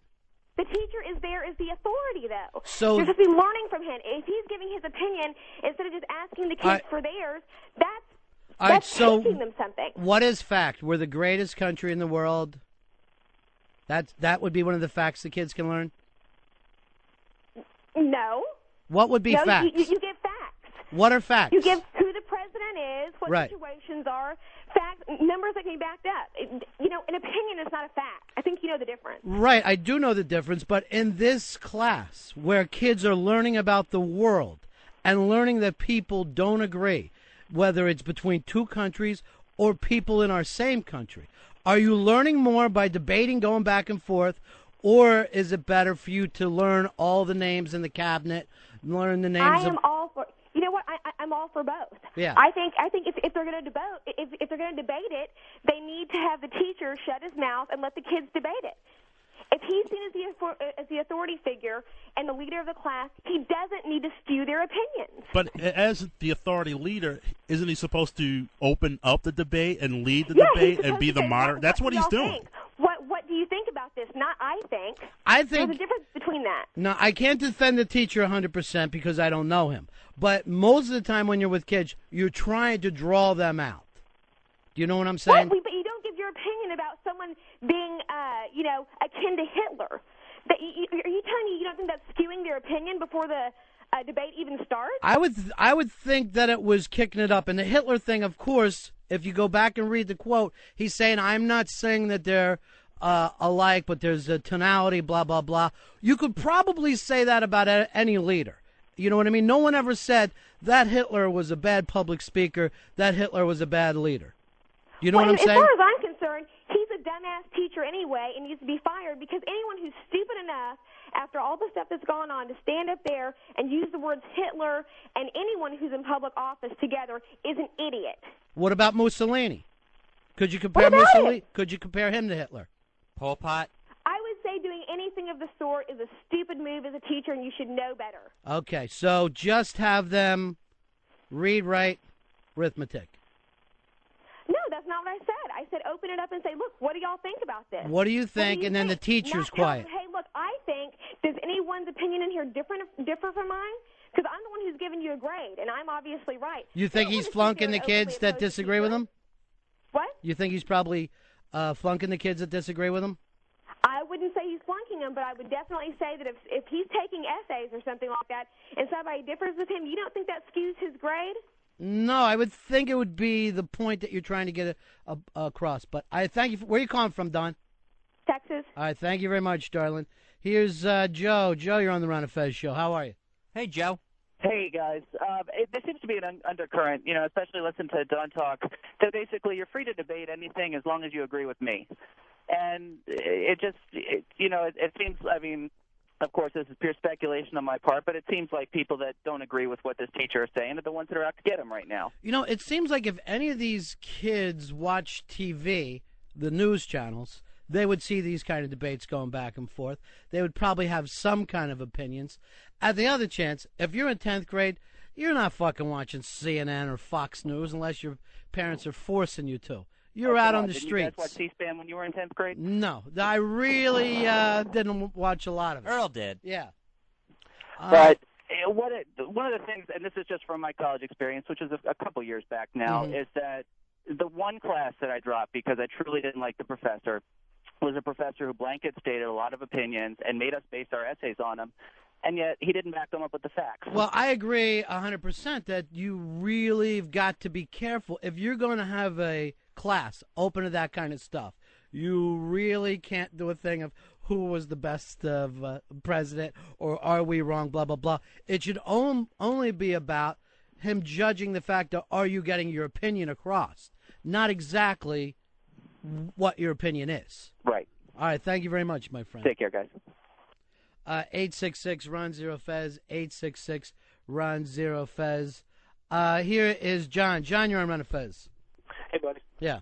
I just got out of high school. I'm in college now, and the whole thing in school is that you have to trust your teachers. And I'm not saying that they didn't trust him, but you have to trust their opinions. And like I had a debate class where it was the entire thing was built around debating with other students. Mm-hmm. But when you have a teacher going up there and explaining his specific opinion, it is kind of intimidating as a student to like try to challenge the person who you're supposed to be learning from.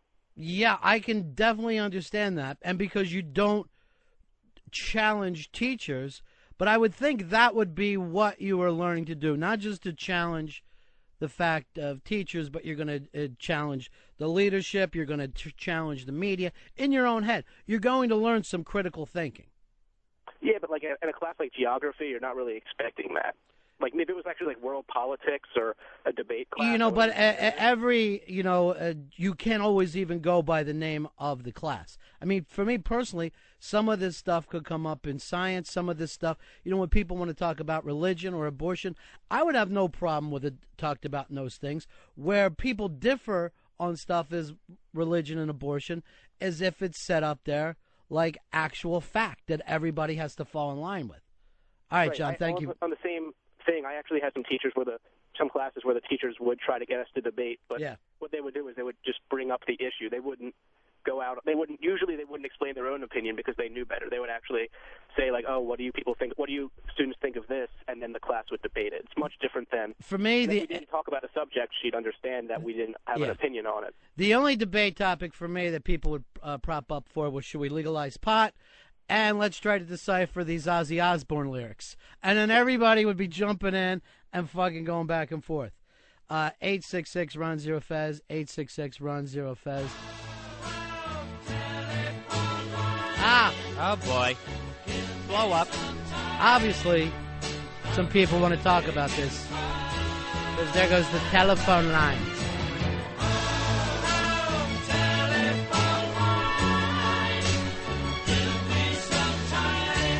So, Fezzy, we'll try to get the phones back working again, but was school a good experience for you? I enjoyed school. I fucking hated it. High school especially. I hung out with all the different kinds of groups. Straights? Sure. Even they were included. It was a chance for you to meet straight kids. Huh. That boy and girl are kissing. That's odd. I was quite popular. Did you guys just have keg parties during the school day? No, not during the school day. We would fucking walk around with a hat before homeroom. Everybody would chuck in change. By lunch, we'd have a fucking keg. Sometimes only 600 yards from the school. Now, here's the beauty of it. If you knew where to get the keg and you were collecting the money, you would make a little money for yourself. I went to Newtown High School, which was approximately 5 blocks away from both the mall and White Castle. I thought it was New Jack High School. And they had a New Jack principal who was keeping it all together. His principal used to walk around with a bat and make them all sing. And we used to have outdoor gym field class, Yeah. which was right across the street from the mall. So it was, a lot of kids would go straight from field, straight to the mall, straight to White Castle. Remember any fire alarm? You just fucking kept right on going. Just like, I can't go back in there. Hey, Joel, you're on Ron and Fez. Hey, right here. You guys doing a good show. I wanted to address the issue of the U.S. being the most violent country. Yeah, we are, and thank goodness we are. What if the Japanese were more violent than us, or what if the Germans were more violent than us? We would have lost World War II. Joe, you might want to take that class with that teacher and do it here. What we're talking about now is, do you want the kids debating in school, or should they just learn? Well, I heard the little snippets here and there, and it's hard to draw a firm conclusion. Right, that's all I've heard too, to be honest. What I would say though is, if the guy just backed off a couple of notches, because he clearly had his own agenda that he was trying to impose upon the people, right, from what we heard. But if he would have just had less of a personal commitment to it and drawn the children out or the students out a little more, I would have given him a big blue ribbon for being a good teacher under those circumstances. Yeah, it's hard to agree or disagree specifically from just what we heard on the news. But more or less, you feel the way we do. Like, let the kids get involved in some of this stuff, and maybe this guy went too far, maybe he didn't go too far. But, I wouldn't get rid of him probably unless, again, we don't know what his history's like. This might be the last of a fucking long thing that's pissed them off. It seems to me like the tape that the kid made is the teacher's best defense. Because you hear him say repeatedly, this is my opinion, I'm just trying to get you guys to think and consider about some things. And you hear the kid who taped him asking plenty of questions and making comments in the complete other direction of the teacher's opinion. So you feel like that shows that the teacher was giving the kid all the room in the world and was probably a good teacher for this kid. Yeah, it was totally a discussion by the end of it. Right. And most of the time, remember, when you're in high school, there's only two reasons for your thinking. One, you're thinking and agreeing everything that your parents say. Or two, you fucking flip-flopped and you're going completely against them. It's not that you've thought out each issue. It's either you've joined into their way of thinking, or fuck it, you're out of your mind, I'm going punk rock here. Hey, James, you're on Ron and Fez. Hey, how you doing, guys? You already know this, but the show has been awesome lately. I just wanted to bring up a point. A lot of these college kids are calling in that haven't even really begun to live life yet, and all this teacher was trying to do, in my opinion, is just stimulate their minds and their thought processes. And I don't know if you remember back in the early 90s, Bono was on the Grammys or the AMAs, and he made a comment, something to the point that a message to the youth of America, I just want to say, fuck authority. Right. And I just think, some of my best memories from college, not so much high school, is the teachers that stand out and make a point, to make you to have a point of view. Everybody is allowed to their point of view, But, a lot of college instructors get attacked because it's thought of as a very liberal place. The right is somewhat afraid of colleges. Like high school, you have to be there. In college, you pay to be there, I guess. All right, thank you very much, buddy. All right, thanks, man. Here is John. John, you're on Ron and Fez. Hey, guys, good morning. Hey, buddy. I went to a religious college, actually, and we had a number of subjects that we had to write about. One of them was pornography. So I basically had this essay that I submitted on the benefits of pornography for society. Not only did the teacher fail that test, of course, but he also made an example of it in front of a whole class. I'm sure he loved having you. When you go to a religious college, though, it's like, I'm trying to learn your point of view, is kind of what you're saying, right? So, I mean, it is a private school, and they should be able to teach what they want in a private school when it's a college. It's a college. I mean, if you're going to ask the kids to write their opinion and try to promote discussion on a certain topic, right, you have to be able to accept both sides. So what ended up happening with you? Did you stay? I didn't fail the class, but I failed that test, and then realized from then on, if I don't give the professor exactly what he's looking for, and therefore what the college is looking for, I'm out of here. In some ways, I can really train you for the corporate world, though. We used to call the place the bubble, because what we're on in college was definitely not what took place in the real world. Well, you could really say that about every college too, and that's the reason that most of the big colleges were pulled back away from the cities. When you go to there, they're still pretty far out, but at the time that they were founded, most of the big universities stuff were off on their own. They created their own little town.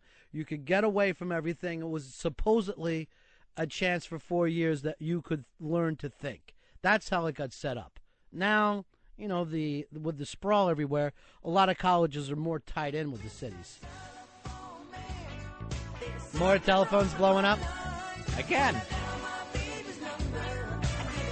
All right. Couple leaking through. Here's Ryan. Ryan, you're on Ron and Fez. How are you, buddy? Hey, buddy. Hey, buddy.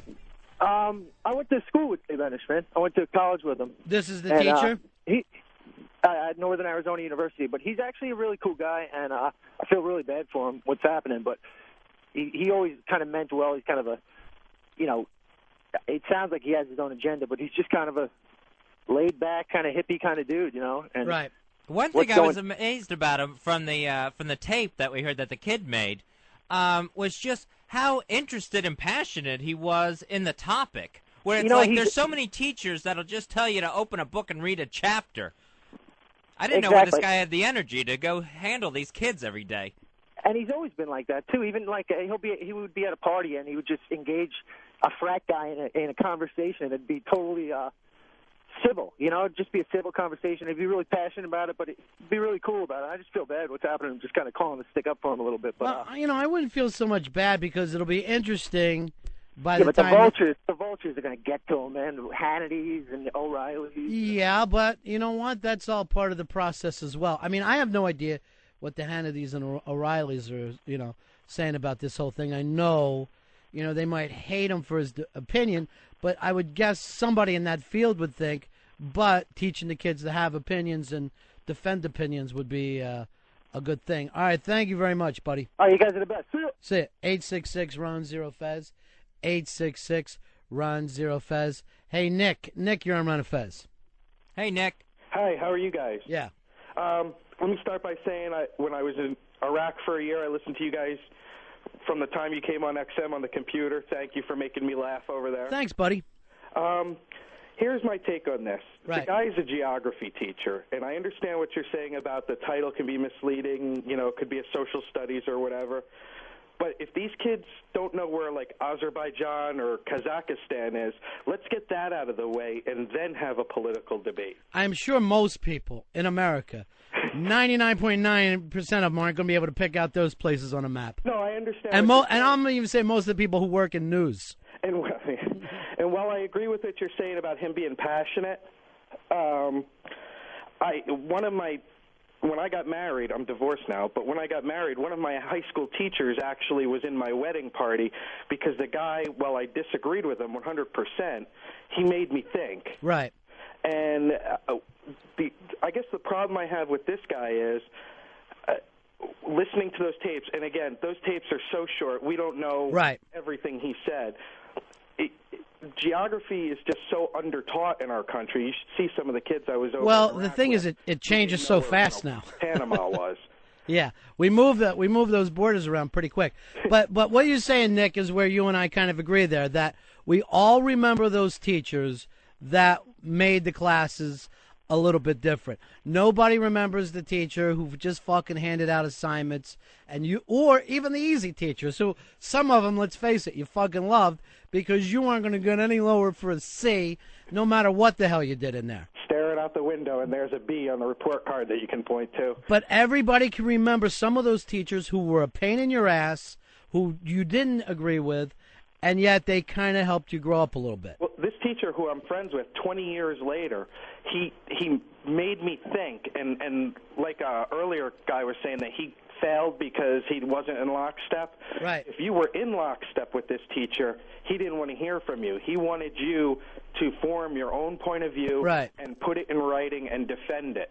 So that's one of the ways that it's difficult to kind of judge teachers, because it really comes down to an individual basis. Like, there's a lot of people that you could say, hey, I want you to engage the kids in debate, and they would do a lousy job. They would be reading out of a book on it. They would be stumbling. They shouldn't be that kind of teacher. There are some kind of teachers, and I don't care if they're real conservative or real liberal, that could heat up a classroom.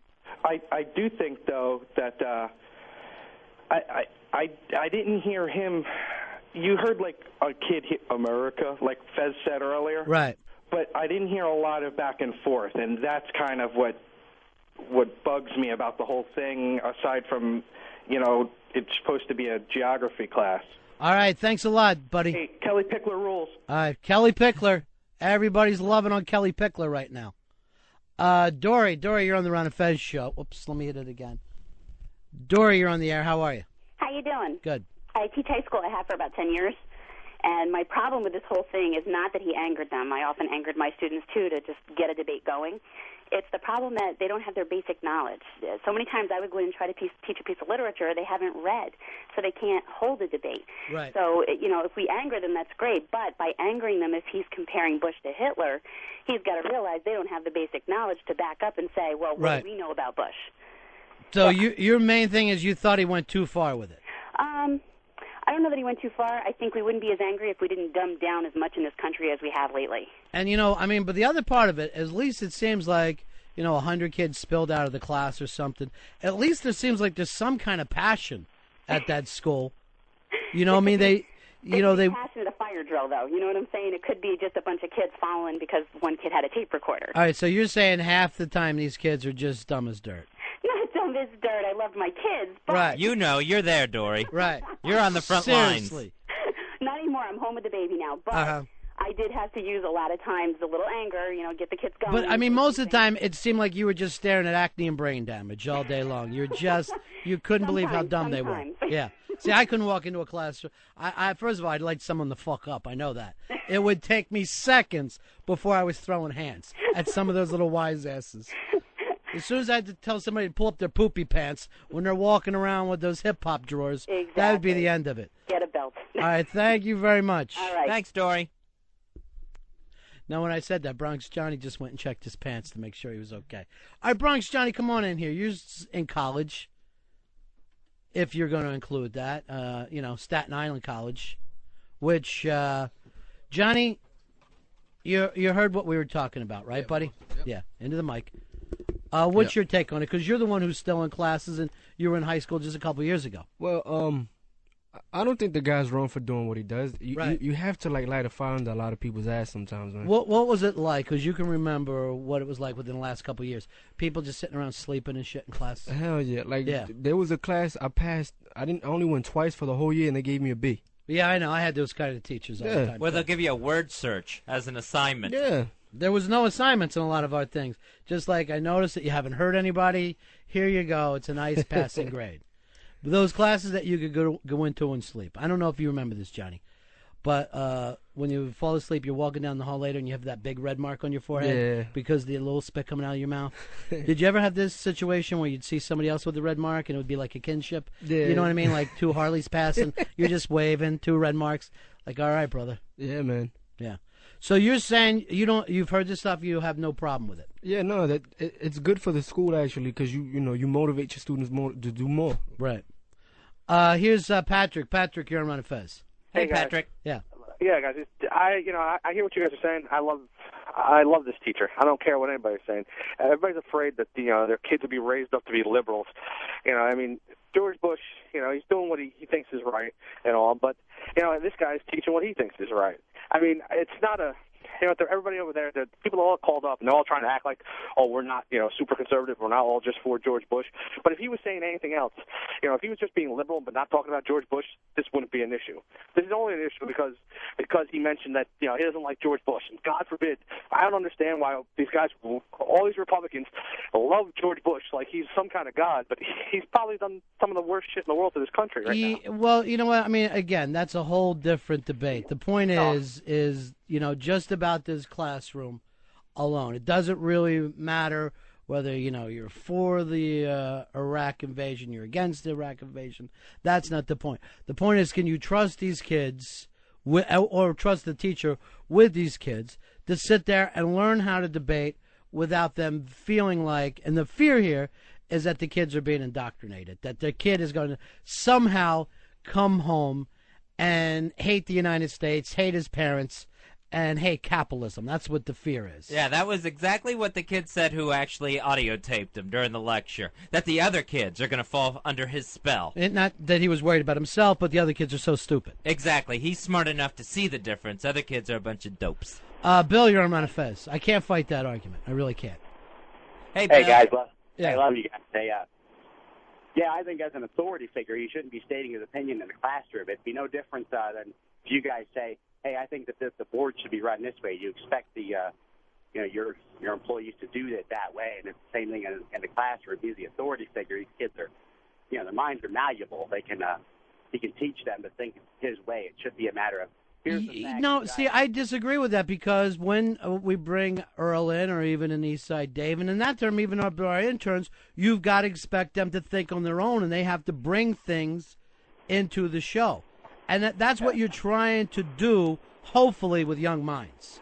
Well, I have no problem with them having open debates with different opinions. Right. But the fact of the matter is, though, is he's saying that this is my opinion, and as an authority figure, and as but what are you supposed to look up to. Right. Are you worried that he's going to change opinions? Is that your fear? That these kids have no opinions, and they're going to adopt his because. So you're worried they're going to become little liberals. That's the fear. That they'll get an opinion. It's liberal, conservative, or whatever. But in this case. In this particular case, I'm concerned that they will not form their own opinions because he's giving them his. Yeah. Which would be just the opposite of what Fez and I are trying to put across here. That the point should be that the kids are learning to think and debate with an authority figure and not just take in everything that you're given. They absolutely should be making their own right. opinions. Because I think one of the most important things to teach kids at this point is the whole entire time that they're watching the news on TV, that they're yelling bullshit back at it. Bullshit! Can't fucking be. I will take one more call and we got to get into break here.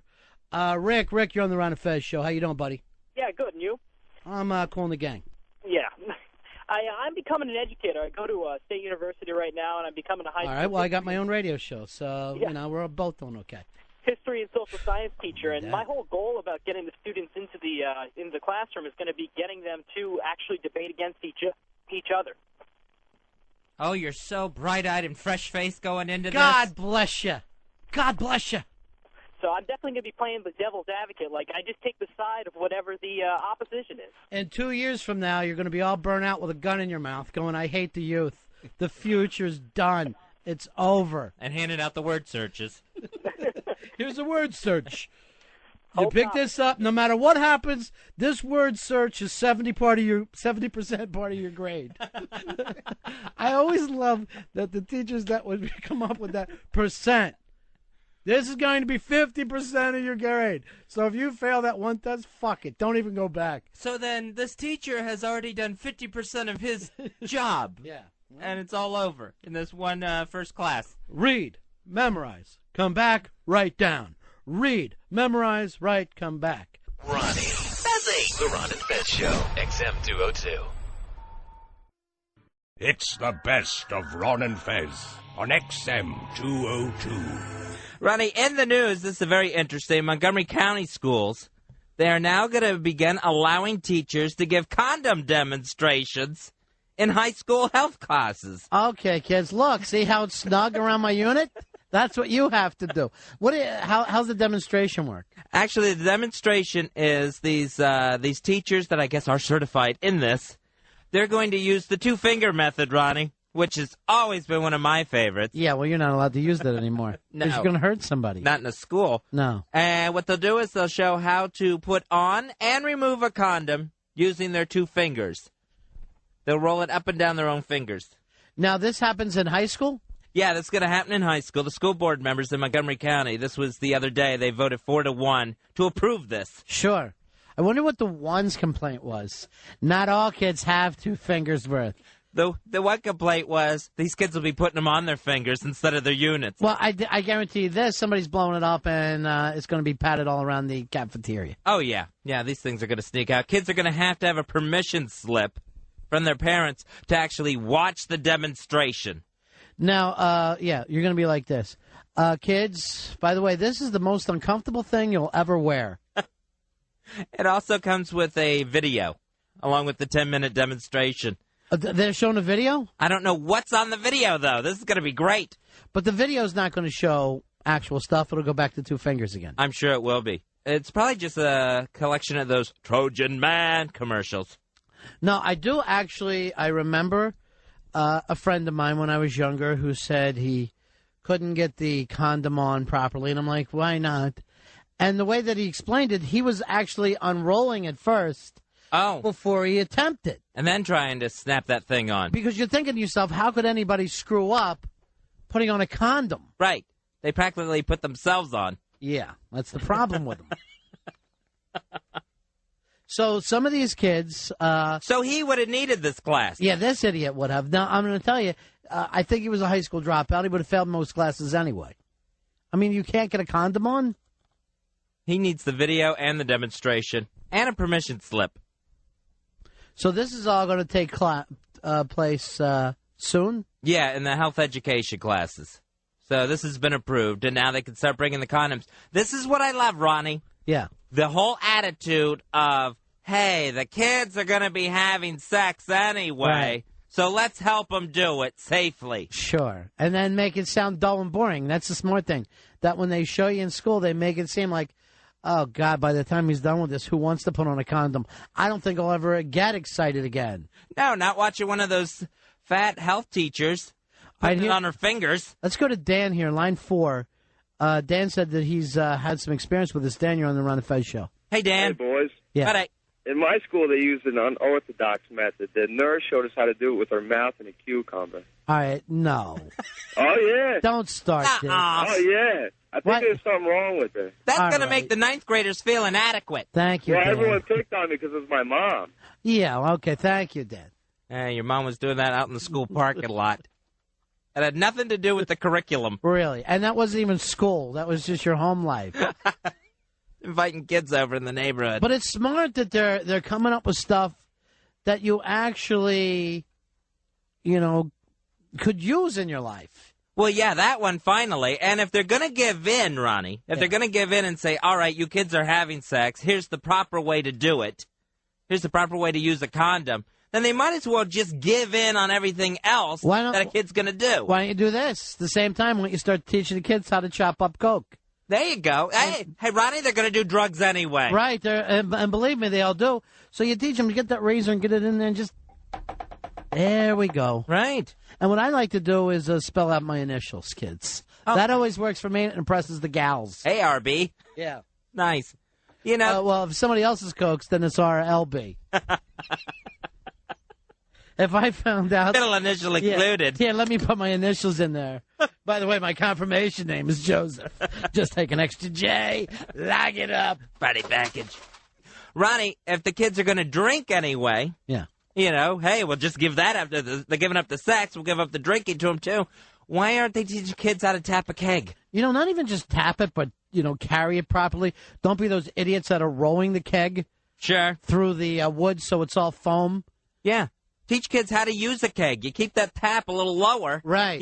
So you're not getting a glass full of foam. Exactly. And it takes 2 hours into a party before you finally get a decent glass of beer out of the damn thing. How about teaching the kids how to when to double down? Oh, nice. All right. Before, sooner or later, they're going to be going to Vegas. They're going to go to Atlantic City. You want them to be able to bet like they know what they're doing. Sure. Teach them about roulette. Teach them how to shoot craps. They're going to be gambling anyway, Ronnie. And do this, too. Teach these kids how to roll a joint without using their leg. To me, when you start using your leg or a dollar bill, you look like a girl. Sure. Teach them some skills they're actually going to use in life. Right. And take a whole semester to roll that joint. Just the fact that you actually get it there and like it doesn't make it a joint, in my opinion. All right, you got a math class, right? What are you going to use more of? Geometry, figuring out the area of an isosceles triangle, or betting football against the spread? Exactly. Teach them something in that damn math class they can use. If these are life lessons, if they're going to be doing this stuff anyway, teach them something they can use. What's wrong with that? Here's Glenn. Glenn, you're on the Ron and Fez show, line 4. How you doing, Glenn? Hey, Glenn. What's up, buddies? Hey, buddy. Buddy. I want to let you know that they're going to start teaching kids how to fill a bong. What's wrong with that, Fez? Oh, they're going to be doing the drugs anyway. Hey, you know what? Here's the thing, too. The toker is poker, so clean it up yourselves, okay? Shake it up. Shake it up. Thank you, Glenn. Take care. Shake it up. Yeah. Yeah, teach them that. Yeah. Rule number 1. Nice bong etiquette. Right. Because a lot of these kids, you ever see the joints, Fezzy, the way they're twisted off and licked on the ends? Oh, it's an embarrassment. It's like they're handing out a salt water taffy. I'm going like, I appreciate this, but now I have to re-roll. Thank you very much, young man. What year are you in? You've got to be a freshman. Yeah, they're going to teach these kids some things. Teach them how to program a VCR, something they can actually use later in life. Teach them stuff like that. How about downloading porn without your parents finding out? If they're really after this. I mean, all right, these kids these days, they have to take the computer classes, right? I mean, it's part of the requirements. Apparently. What are they going to use computers for once they graduate? Downloading porn. Go ahead and teach them now. Show them the free sites. Sure. But you don't have to turn your credit card over. Teach them something they can use. Here's a Big Al. Big Al, you're on the Ron and Fez show, line 2. Hey, Big Al. How you doing, Big Al? This is Charlie. This is Charlie.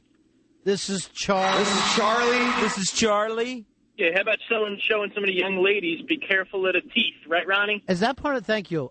Is that actually part of the curriculum now, Fez? Yeah, I'm sure the county school boards are going to be passing that next. Hey, you're teaching them how to use condoms. Teach the girls to watch the choppers, and teach the boys how to get a bra off. Still not easy. It's still not easy one-handed. Have a course in that. What I like to do is just pull it real hard till they get disgusted with you and take over. Just keep snapping. Hey, why not just teach the boys that some of them are done in the front? Yeah. So you're not like an idiot back there. Give them that clue while they're looking for the secret lock, the escape hatch, the Chamber of Secrets. Paul on line 11, you're on the Ron and Fez show. Hey, Paul. How about trying to teach these kids how to drag race the light without peeling out? All right, you know what I'd like to teach them, too, is donuts. Thank you, Paul.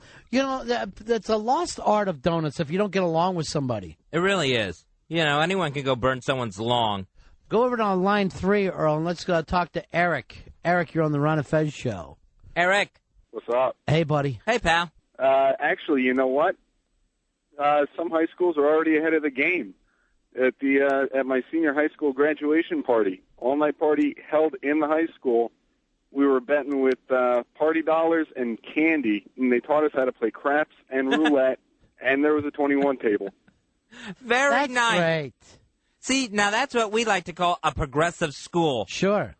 That's a school that's doing something for the kids' future. Now, where were you going to school? Vegas? No, actually, this is up in Connecticut. Nice. Thank you very much, Eric. Take Thank care of you. yourself. Reno High School. The fighting pit bosses. Steve, you're on the Ron and Fez show. Line 4. How you doing there, Steve? Hey, boys. It's Hey, buddy. Steve from Philly. Hey, pal. Hey, how come there aren't more parents teaching the kids how to knock off liquor stores? I mean, they have to buy the drug somehow, and they can't do it on WIC. You know, here's the thing, too. A lot of stuff, time with that liquor store, you don't want the kid panicking and shooting everybody. Sure, exactly. Teach them something they can use. Stay cool and act like a professional. Hey, Fezzy, can you tell me something? What's that, pal?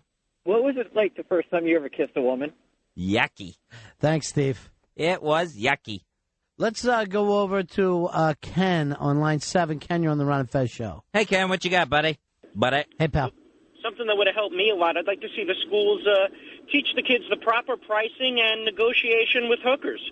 That is true. I got out of school. I had no idea. I was paying too much. I didn't know how to bargain. It would have really helped me a lot. I know. What are these schools doing? I was going to do it anyway, too, so they might as well have. Right, but here's the thing. What do you run across more, hookers or isosceles triangles? And that isosceles triangle was in your face constantly, and now you never see one as an adult. Thank you, Ken. Like it was the end-all, be-all. Yeah, that's true. Very exciting news. In Montgomery County, Maryland, they're going to start teaching the kids how to put on condoms. The school board gave that vote a big approval. Let's go to line 4, Eric. Eric, you're on the Ron and Fez show. How you doing, buddy? Hey, Eric. buddies. Hey, pal. Hey, teach them kids how to hitchhike, man, so there wouldn't be so many damn school buses on the road. Thank you very much. You know, here's the thing now. They tell you not to hitchhike. All right. What if you don't have a car? Yeah, how are you supposed to get anywhere? Yeah. I mean, you're just a kid. You know, and like anything, it's a skill. It needs to be developed. They'll teach the kids who to get in the car with, who not to get in the car with. Exactly. That's true.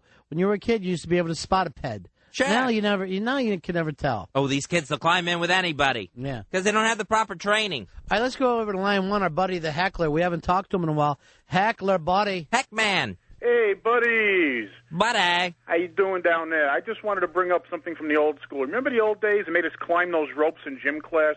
Oh, yeah. And what is the purpose was there that in all case the about, elevator right? breaks? I know. It made no sense. Were we training to be Batman going up the side of a building? And, you know, if you're a big, heavy kid, it's the most humiliating thing you can possibly do. I mean, I pulled the ceiling down when I was a kid. You know, you have that kid, and then you also have the afraid of heights kid. Right. You know, and my friend in Long Island went to gym class. He actually had target shooting. They gave the kids rifles. Nice, gun safety. That was Needs to back be in taught. the 70s. They gave the kids actual real ammo and rifles, went down the basement and had target shooting. And you know what? They'd be better off teaching the kids how to use a handgun and get right up close to the head. See ya. All right, see you, pal. Okay. Earl, take us over to line 3, and we'll talk to Jay. Jay, you're on the Ron and Fez show. Buddy, how you doing? What's up, fellas? Hey, buddy. I'm calling from Silver Spring, Maryland. First of all, like Rick Ocasek, I like to shake it up a little bit. Shake it up. Shake it up. You got to teach these boys at a young age. After you bang the chick, good excuse to get the hell out of there, man. You know what I mean? It is one of the more difficult things. It's certainly more difficult than putting on a condom. I'm 40 and I still can't. How to lead properly without faking sleep for a while. Yeah, if they're going to go ahead and teach how to put on a condom, let's go ahead and not just leave it hanging there. Let's teach the entire night through. Yeah, let's get through all the awkward stuff of how to get out of there properly without doing that. I got a big meeting in the morning when she knows you don't. Yeah, especially when it's a Saturday night. Yeah, Hey, got Fez, this. sorry. Thank you, Jay. I got this big meeting in the morning, and I gotta. I'm lying. I just don't want to be here with you. Rachel on line 3. Rachel, you're on the Ron and Fez show. Hey, Rach. Hey. Hey, how are you? Hey, good. I think they should teach in school prices of bags, like bags of marijuana. Now, you know, the other difficult thing there is that it's changing so much. Almost. You know, when I was a kid, you got a bag of pot, that was it. You got a dime bag, you got a nickel. Yeah, prices you know, of, and it was like, just Colombian. It wasn't all this hydroponics. Sure. And, you know, you're going through true. all different kinds. You need a class in Marijuana NASDAQ report. Marijuana NASDAQ report. Now, Rachel, you wouldn't really even need that class because girls, they do smoke pot, but they never buy it, do they? I don't know. I mean, I've definitely see what you're saying there, but I mean, I'm She sure, won't say she buys pot because she doesn't. I mean, I'm sure that some ugly girls have to buy pot, but none of the cute girls ever do. no, that's not true. It's exactly true. Are you sure? That's something they need to teach the boys in high school, that the girls will never buy the weed, man. Of course, they ask for a little to put in their pill bottle later for when you're not around. Why don't I just have this for when I go to work? Thank you very much, Rachel. Thank you. Thanks, Rachel. I wouldn't mind teaching a course in that, Fez. Marijuana NASDAQ report. Marijuana NASDAQ report. Because, like you said, just like with the condoms, these kids are going to end up smoking pot anyway. Yeah, if you're just going to give it up that the kids are going to have sex and they're going to do drugs, then let's have them as educated as possible once they hit the streets. Johnny on line 7. Johnny, you're on the Ron and Fez show. Hey, Johnny. Buddies. Hey, buddy. 6477. Hooah! Hooah! That's your hooah. We got to teach these kids the correct way to place a sports bet. The over, the under, the push, the Right. home cap. And some of the code words they use on the phone when they're talking with their man. Yeah, short nickel. You got your... Well, I'm not even... I always go for the carpeting. Give me lumber. Yeah, no, I'll actually have a code word in case we're being listened to. So I'm going to say I'm going to need that carpeting as long as you can keep it under 6. And, hopefully, like literally anybody's trying to listen into my phone. But again, it makes it more fun. All right, thank you very much, Johnny. But again, it's something a kid could use later on in life. Ruth on line 5. How you doing there, Ruth? Ruth, you're on the Ron and Fez show. Hi, Ruth. Hey, I want to know, if they're teaching the guys how to wear our condoms, are they going to teach the girls how to fake an O? Now, do we have to teach you that, or you come into this world knowing it? It's pretty natural, but, some girls might be a little bit uncomfortable with it. All right, Ruth, at what age did you start faking? Oh, man. Right from the beginning? Well, sure.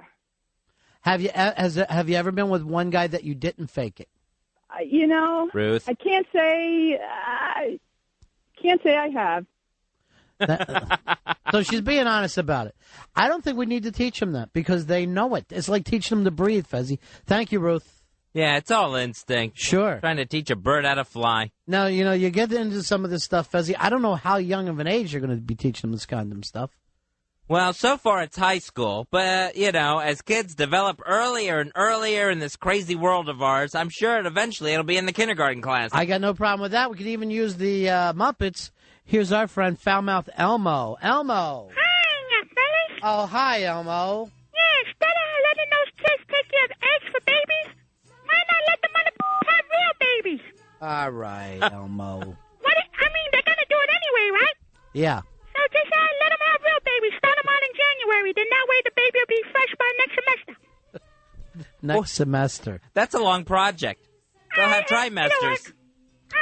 Everybody. All right. See you later, Elmo. Washington, D.C. rules. All right. Thank you, Elmo. New York. All right. All bye. right. Thank you, Elmo. Bye. Thank you, Foulmouth Elmo. What a mouth on that Muppet. Oh, he's awful, isn't he? He's a bad Muppet. All right, we're going to take a break and come back. You're listening to the Ron and Fez show. Ronnie B, SW, Ron and Fez. Skaweefala Fafa, it's the best of Ron and Fez on XM 202. When you're in Miami, people talk about 72 like it was yesterday. They live for those early Dolphins. And you will run into people, and that's all they talk about to this day. And talk about greeters. Every guy on that team from the 70s is doing some kind of hardware commercial, some beer night with them. Just making a living off of that undefeated year. Well, the 1970s pro football, to me, that was the high water mark of pro football. With the Dolphins, the Steelers, Oakland Raiders, Dallas Cowboys, what was it, Minnesota Vikings were also big teams then. Yeah. It just seemed like it was a real high water mark. Best era of football Even ever. the Chiefs are very good, too. Chiefs, I always think of more of 1960s. That's when they had their Len Dawson thing, which I might even put as the second best decade. I might sit around and just rank every decade after the show today. What do you think the best decade of pro football was, Fez? I always like one more, the 80s. 80s, you had some great teams there. The Niners team, which might be the all-time greatest franchise, and then that really fun Chicago Bears team. But it didn't seem like there was as many great teams. We started to get into the parity during the 80s. And in the 70s, you had no parity. You were either great or you just sucked ass. Here comes Dave in here. Dave, what's your all-time era for football? I would say it would be the mid-'80s to the mid-'90s, that 10 years. No, that's wrong. You got to pick one decade. Okay. You can't pick half and half. We're forced into the time limit that God gave us. Those decades. All right, God gave us those? I can't hear best time ever in football, 77 to 87. It's just crazy. It was talk. 10 years. I know, You but gave that's me a decade. That's not a decade. No, people go back, oh, I love 80s music. They don't go, I like half 80s and early 90s music. That's crazy talk. Okay, I'll revamp mine and go to the 90s because those Cowboy teams of the early 90s were really fun. Steve Young then came around, and then Brett Favre, who everyone loves, and that was his run. And then Elway ends the decade by getting his 2 rings. That was a really fucking solid decade. You know what? It's better than I even thought. When you started to put it together, I started to like it a lot more. And then you throw in Barry Sanders, too. What did you ever do? Barry was there, and Emmitt Smith, Barry Sanders. Emmitt Smith, all-time rusher, his prime was in the 90s. Yeah, you're true. But see, Emmitt Smith to me is going to be remembered where Barry Smith could run right up to the playoffs and then he couldn't anymore. He hit a wall called the playoffs. Still, great teams there. So it's really great teams. Still don't think it matches up against the 70s. Here is Tom. Tom, you're on Ron and Fez. How are you, buddy? Tom, go ahead, buddy. Tom, I'm trying to take your call. Yeah, you're talking about baseball. What do you got for us? Yeah, I think the 70s there, from 70 to 1980, baseball was really good, basically because the players actually stayed their ass in one team. Yeah, that they didn't did hop make around like they do. Yeah, you know? I very good point. You got a phone bad, so I'll pick it up from here. He has a good point. When you had the big red machine in those days, they stayed together, and that was kind of exciting. And that was a pretty great era of baseball. Dodgers, Yankees, the Phils had just coming up. There was a lot of Pittsburgh Pirates, the We Are Family. The Oakland A's. Oakland A's were dominated. maybe the best baseball team of all time. But they did get ruined by free agency. Let's not forget. Well, but the reason why there was free agency, they had an owner that was so awful, that was so bad. He wanted to pay these guys by the hour, and they had to finally say to him, "You can't do that." Yeah, he was a shithole. Yeah, but those were great teams on the field. Those Oakland A's teams were phenomenal. Well, you had Reggie, and then Catfish started on that team. And their third baseman, what was his name? Sal Brando? Sal Bando was an unbelievable player. And they were the team. They were actually used to beat the Reds, right? Mm-hmm. The Reds had to wait till that team was pulling apart before they could they beat start the winning Reds. theirs. Yeah. 70s could be the great era for baseball. And that Red Sox, even though I'm a Yankees fan, that Red Sox-Reds series of 75 all-time best. is probably the best series ever. At least the best of modern times. Pitsy, you got a call on this one? I would say for baseball it was the 90s. Even without the strike, I'm going to omit that. I hate the strike, though. I know. It does ruin it a little bit, but, I mean, you had a dynasty again with the Yankees. You had the McGuire, Sosa, Chase, which basically brought baseball back from the strike. When did that end? 99? 98? 98 is when that all took place? Yeah. 98, yeah. Yeah, now, but my problem is now you look back on that, it's fake. It was a fake thing. It's like watching wrestling. It's tough. Like, no one sits around and talks about those two ball players like they were one of the best. They talk about them as being disappointments. Well, McGuire ruined it for himself at the hearings in the Senate. Fucking James Fry, crybaby of baseball, just sobbing your ass off instead of sitting up like a man. Go, maybe I ate some things I can't remember. You remember what you ate yesterday? It's very difficult. I'm not here to talk about the past. Right. You big crybaby. But if you were a part of that, it was amazing just to watch that. Yeah. And, of course, the 93 Phillies, the team that almost... Oh, jeez. Great team. 6 games. Yeah. We're this close. Yeah, I know, man. And to me, when you got those kind of beards and you're really, really sporting a Kentucky waterfall, I mean, the hair was just flying behind them. You know looking what? like a bunch of greasers. Did Wild Thing have to move out of the area after that? Yeah. He did. He had to leave. Well, they burned his house down and killed his dog. But, I mean, he did just lay up a peach up there. You know, that 93 Red Sox team, 93 Phillies team, when you think about it, was like the 2004 Red Sox team that won it. You know what I mean? Because the Red The Sox hair were bunch? the quote-unquote the idiots, Dirty, the beards, yeah. the dirty thing. Yeah. So they really stole that whole idea from the 93 Phils. They did. And they finished it. Here is Cue Ball. You're on Ron and Fez. Hey, guys, how's it going? Yeah. The 70s was definitely the best, at least from my opinion, but I guess it depends how old you are. You ask an older guy, he might say the 60s, but really nowadays you can't get with a team because next season, shit, they're all gone. You know, you really do have a good point. That I mean, we're leaving out the 40s and 50s when there was really great teams. Now, boxing, where would you go best era boxing? Earl? Easily, 70s heavyweight division was at the pinnacle of the sport. It was, you had Ali, you had Frazier, you had Foreman, you had Norton. I don't hear you bringing up Ernie Shavers for any reason. Why would you leave out Ernie Shavers? Even the lower tier guys like Ernie Shavers, Oscar Bonavera, Jerry Quarry. Even Quarry was a quality heavyweight. Oh, Quarry was great. Although I would consider him probably a little more of the 60s. But here's the thing. 80s for the smaller guys. The middle weights in the 80s was phenomenal. Phenomenal fights. And people, we don't have any fights that everybody's talking about. You used to talk about those fights like it was the Super Bowl. People went crazy about them. Hey, Bobby, you're on Ron and Fez. Hey, boys, what's going on? Hey, man. Hey, listen, Eastside Dave, you got to be crazy talking about the Red Sox and Reds being the best World Series ever. Yeah. It's got to be the Atlanta Braves and the Minnesota Twins. I mean, that was awesome. Yeah, it was great, but no one's going to remember it. It didn't have the big personalities.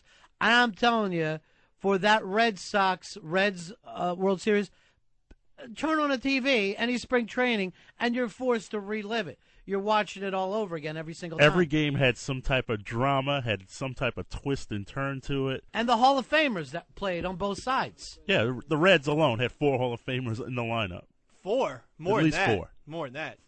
No, yeah. 100. P. Rose, all of bench, Joe Morgan, Tony Perez got in the Hall of Fame. All right, that's 4. Wait a second. Hold on. Mickey Rourke played Dave on that Concepcion? team. I don't think No. did Concepcion get in? No, actually, it was more than 4 if you count Sparky. Sparky's in the Hall I'm of not Fame. going to count Sparky. I don't even like to see guys Ever? coaching. No, I don't like to see guys coaching their way into the hall. It just annoys me. And don't even bring up announcers. That fucking infuriates me. Steve, you're on Ron and Fez. Hey, how's it going? Yeah. I just want to say that probably for hockey, the 80s have to be the best decade. Best decade for hockey. Yeah.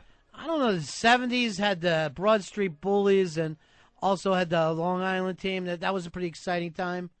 Hockey, because Gretzky was their Jordan. Yeah. And Jordan's NBA is probably the most popular 90s. That's probably the most popular basketball. I don't know. I still think the 80s, if I had to think about it, with the Magic Bird thing, that was really, really exciting times. Where with Jordan, you only had the one star in the league. I mean, I like the 80s better, but if you're talking about ratings, Jordan. No one's talking about ratings. All right, well, then the 80s, hands down. Because Magic and if we're going to talk about ratings, let's give everything to the 50s. They used to rate 100. Also got to remember those. You had the Houston Rockets were very good with the Twin Towers in the 80s, and I Sixers think too. But Sixers, I mean, we Atlanta really are Hawks. only acting like there's 40 years of sports, so we're really not going back farther. Well, you can't go back to when James Naismith was Why playing not? basketball. I mean, if there is the entire lifetime of something, that's like saying, well, I'm not going to go back to George Washington if I'm picking best president. He was wearing a wig. That's crazy talk. Yeah, even the Chamberlain teams from the late 60s, mid 50s, early 60s with the Philadelphia. Yeah, when they played with the Warriors and all that. Yeah, and they went on with the 76ers. Yeah, and those There's wars some with the people Celtics. that say that 67 Sixers team was the best of all time. But if you look at those, At least Hal Greer told me that.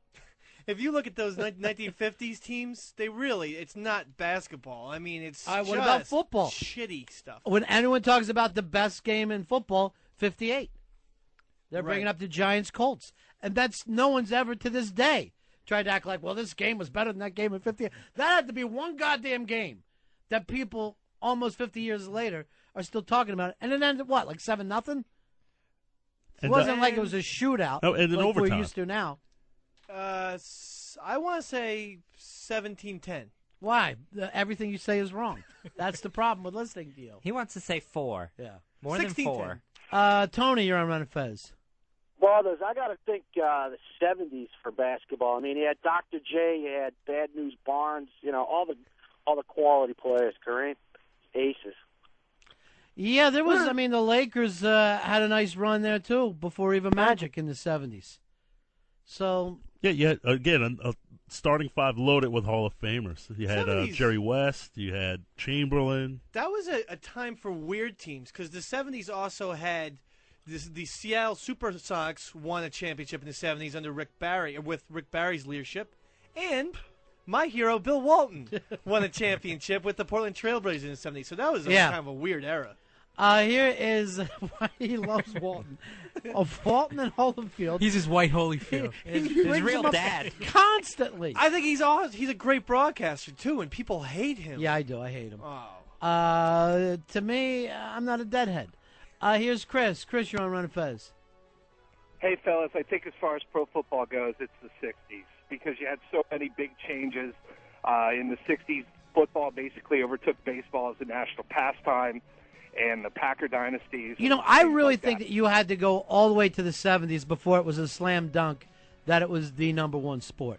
In the 70s, absolutely. In the 60s, they were debating it. It came on very strong in the 60s. By the 70s, I think the contest was over, and it all belonged to football. Yeah, and the 60s had great teams, though. You had the Packers, you had the Rams with the fearsome foursome. Yeah. You had the Chicago Bears with Butkus and Sayers. And really, if you're going to talk about the best, you can't take those Packers 60s teams because you only give them the Super Bowl, but then they had won the NFL championship like 4 times or something like that before that. Even the Cleveland Brown teams. Yeah, with Jim Brown. And were the only team teams. ever to name themselves after the halfback. Where Chicago should have been the Chicago Jordans in the 90s. Let's just name the team the Jordans. Because remember back then when you had tickets, you would say, I got tickets to go see Jordan. You would never say, I got tickets to see the Bulls. That would be the big deal. I think they used to say that in L.A. too. Like, I have tickets to see Magic, because he was Kareem's nobody. Kareem's nobody to you. Well, I think they were doing a double entendre of, it's like going to see Magic the player, but also Never happened. we're going to see Magic on the basketball court. They called it Showtime, but they didn't call it Magic. They come up with the name Showtime. I was thinking Showtime. With the NBA playoffs going on now, I see Scottie Pippen doing commentary. They have cleaned him up. He doesn't look nearly as Alice the Goonish as he used to. Well, he put on some weight. He filled out a little bit. Yeah. But Pippen was phenomenal. He was such a great player. Just overshadowed because of who was playing next to. But I don't think Jordan won that many championships without him. Yeah, but then when he went on his own, he really didn't do much. Well, his prime was where it happened. I mean, there's a lot of guys that in basketball. I mean, Penny Hardaway's still playing now, but there was a small period of time. Like 4 years. Yeah, where he was Magic Johnson. And now he's still hanging around a decade after that where people don't even talk about him, but he had the commercials and everything. Little Penny, that was a good era. Yeah, I mean, he was huge. I mean, the injuries absolutely killed his career. People forget, he was on the Knicks for a couple of years, and nobody even cared He's about been a it. journeyman ever since. Yeah, but when he lost Shaq is basically when he lost his stuff, too, because he only played with Shaq 2 or 3 years. I'm not sure. But it was something like that. Yeah, and then when Shaq left, it was just all downhill for him. Yeah, it was all ugly. And then he got hurt and all kinds of shit happened. I don't know. I can't get into his head. Grant Hill was like that, too. Yeah. Next Jordan. That was a time in NBA where everyone was the next Jordan. Right. It was Grant Hill and Penny Hardaway. Then they threw it on Kobe and Vince Carter. And now it's LeBron's little thing to go with. Well, yeah, LeBron. I think the whole league is on his shoulders right now. Let's face it. Hey, Jason, you're on Ron and Fez. Hey, what's up, guys? Yeah. Hey, what about the Celtics in the 80s? The Bruins in the 80s? Boston was it in the 80s. I guess you're from Boston, right? Oh, yeah. It feels to you like it's it, but the rest of the people saw all the games. We saw other things besides Boston then. And Celtics, if you had to pick the team of the 80s for basketball, you got to give it to the Lakers over the Celtics. I hate to do it. Yeah, because it's 5 championships to 3. Yeah. It's that simple. Believe me, I like white people as much as anybody, but you really only got to go by the rings. Shouldn't white count for something? It does. That's why we brought it up at all. Oh. That's why they're in the conversation, rather than this is a slam dunk. Kevin McHale and Larry Bird and Dennis Johnson. The Kevin- ugliest team in the history of the NBA. Fez went and bought Kevin McHale's shoulders on eBay. He's sporting them now. I've lost some weight, and for some reason, just upper body weight. Why don't you do this, Fez? Go out and tell all the beautiful women I made you could cry. I ruin my reputation. I don't have to tell them. Hey, Catfish, you're on Ron and Fez. Hey guys, I gotta say with boxing, it's got to be the '80s. I mean, you had so many great boxers. Boom Boom Mancini. Yeah, the Sugar smaller Ray. guys ran the '80s. There's no doubt about it. But And, we can't forget the fact that in between Ali and Mike Tyson, the heavyweight division was not exciting that entire time. And yes, Larry Holmes, I'm talking directly to you. I know you listen to the show. I know that you did everything you could. You just didn't have the personality to make us care. Nobody wants to see someone jabbed to death. It just isn't exciting. It wasn't exciting. The smaller divisions were unbelievably exciting in the 80s. The 90s started out so strong with an unstoppable Mike Tyson. You saw people like Lennox Lewis and Evander Holyfield were coming up, and then fell apart, like after the rape. Well, even when Tyson got knocked out, it seemed like no one was really paying attention. And you had that whole weird Riddick Bowe time. Yeah, and that was. I thought it was very sloppy. He threw the championship belt into a garbage can. Yeah, like, it was what a the very fuck? WWF. Yeah, it was very ugly. It was. I have to disagree with the '90s feeling. That was the beginning of the end, and now people aren't paying attention to boxing the way they should. What about the 50s? I mean, because you did have, wasn't Joe Louis was still boxing 50s, and like you said, the smaller guys. You had the Sugar Ray Jake and all LaMotta that, yeah. and all that stuff. I gotta say, the worst era there, the worst decade for boxing was the 30s. And that's just from watching Cinderella Man. Well, that was like, what, the Jack Dempsey era, too, though? Yeah, Max Baer Sr. I mean, that's when people... It was the only sport. You know what I mean? Like, it was the only real headline sport, the only national sport. And they would get like, well, did you hear 150,000 people show up? And there was no big screen. You were just sitting up in the back of this place. Yeah! I think somebody hit someone down there. They must have just loved to see people get hurt in those days. And the other thing was boxing was in a way weird, like wrestling. It was on prime time Friday and Saturday nights. It was like the place to Where be. everybody knew everybody knew every single name. Have you ever seen any of those clips of when Jack Johnson boxed, like on PBS or something, the big black heavyweight championship? And they didn't have, if the guy was on the mat, you could still punch him. So if the guy was trying to get up on one knee, you saw Jack Johnson just walk over and hit him right in the back of the head. It's like they never really had the rules completely set up in those days. It was so barbaric. It was unbelievable. And the guy could get knocked down like 30 times and would, like during the fight. At one point, too, like a round was if a guy got knocked down and then he got back up, end of the round. So when you hear about a lot of those rounds going 80, 90 rounds, that's what was happening. There would be 65 knockdowns in one of these fights. The bell constantly ringing. Yeah, I think one of the Jack Johnson fights went like 32 rounds in the heat. It was like in the middle of the... Yeah, they're fighting in Mexico where they didn't mind a black champion. He had to go to the worst places just to have a fight. Yeah, he went to Cuba, and it was like 110 degrees out. Because in those days, it was like this. Well, we've got a fight lined up. You can make a lot of money if your town puts it on. Here's the problem. What if the black guy wins? How's that going to make us feel? Anyway, we cannot have the black guy win. And some of those fights, they would just go out on a barge, start swinging at each other on a boat. Here is Steve. Steve, you're on Ron and Fez. How are you, pal? Big ass 2470. Hey, buddy, what's happening? Dave was saying that the Red Sox-Reds World Series is the best World Series, but he wasn't even born when it was played. Yeah, but I've seen Everybody's game got on ESPN. ESPN Classic is And what who- I live by. And then you read about all these things, too, of course. And we haven't, none of us really see Jack Dempsey fight, but no one's ever going to say, well, he was no good. You read these things and you say to yourself, yeah, Marciano seemed like he was a scrapper. When you're a little kid, you love to read about the really old sports guys. My favorite book of all time is those old turn-of-the-century baseball stars like Ty Cobb and Christy Mathewson and Honus Wagner and stuff like that. I have like all their stats memorized and everything. Sure you do. 367 lifetime for Ty Cobb. That's it? All right, what did he hit in 1907? Well, How many stolen bases lifetime? 870. You don't have anything memorized. You have one stat memorized. Wasn't that your JV average, too? Everything is 367. He hopes that we're so impressed that we'll just be stymied and no one will do a follow-up question. All right, Fez, I know your expertise, college football. Where was the best era? The best era of college football, I got to say the 80s, where you had, huge Miami teams, Notre Dame teams, Ohio State, Michigan.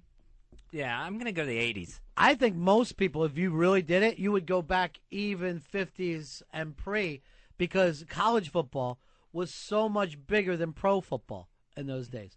College football was the big sport. So when you go back to those old Notre Dame teams and Army would have huge teams. Here is Russ. Russ, you're on Ron and Fez. Hey, guys. How you doing? Hey, pal. I'm going to go with the 70s in college football with Nebraska, Oklahoma, teams like that. The best college football team ever, 95 Nebraska Cornhuskers. Yeah, Nebraska in the 70s, Oklahoma, those teams didn't even throw passes. To me, it didn't even look like football. It was just handoff, constant handoffs. That was the cloud of dust. Yeah. Now all those teams are pretty much opened up into a pro-style offense, right, Fez? Oh, yeah. Everybody's got to do that. They were still running the wishbone in the 70s. It's the craziest thing that ever happened in football. I don't think Nebraska's recruiting black players yet, but other than that.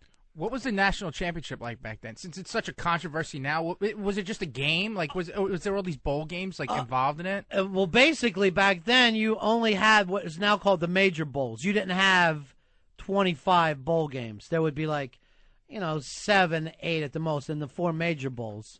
I remember one year, I think it was Miami beat Nebraska. They were ranked 4th. Right.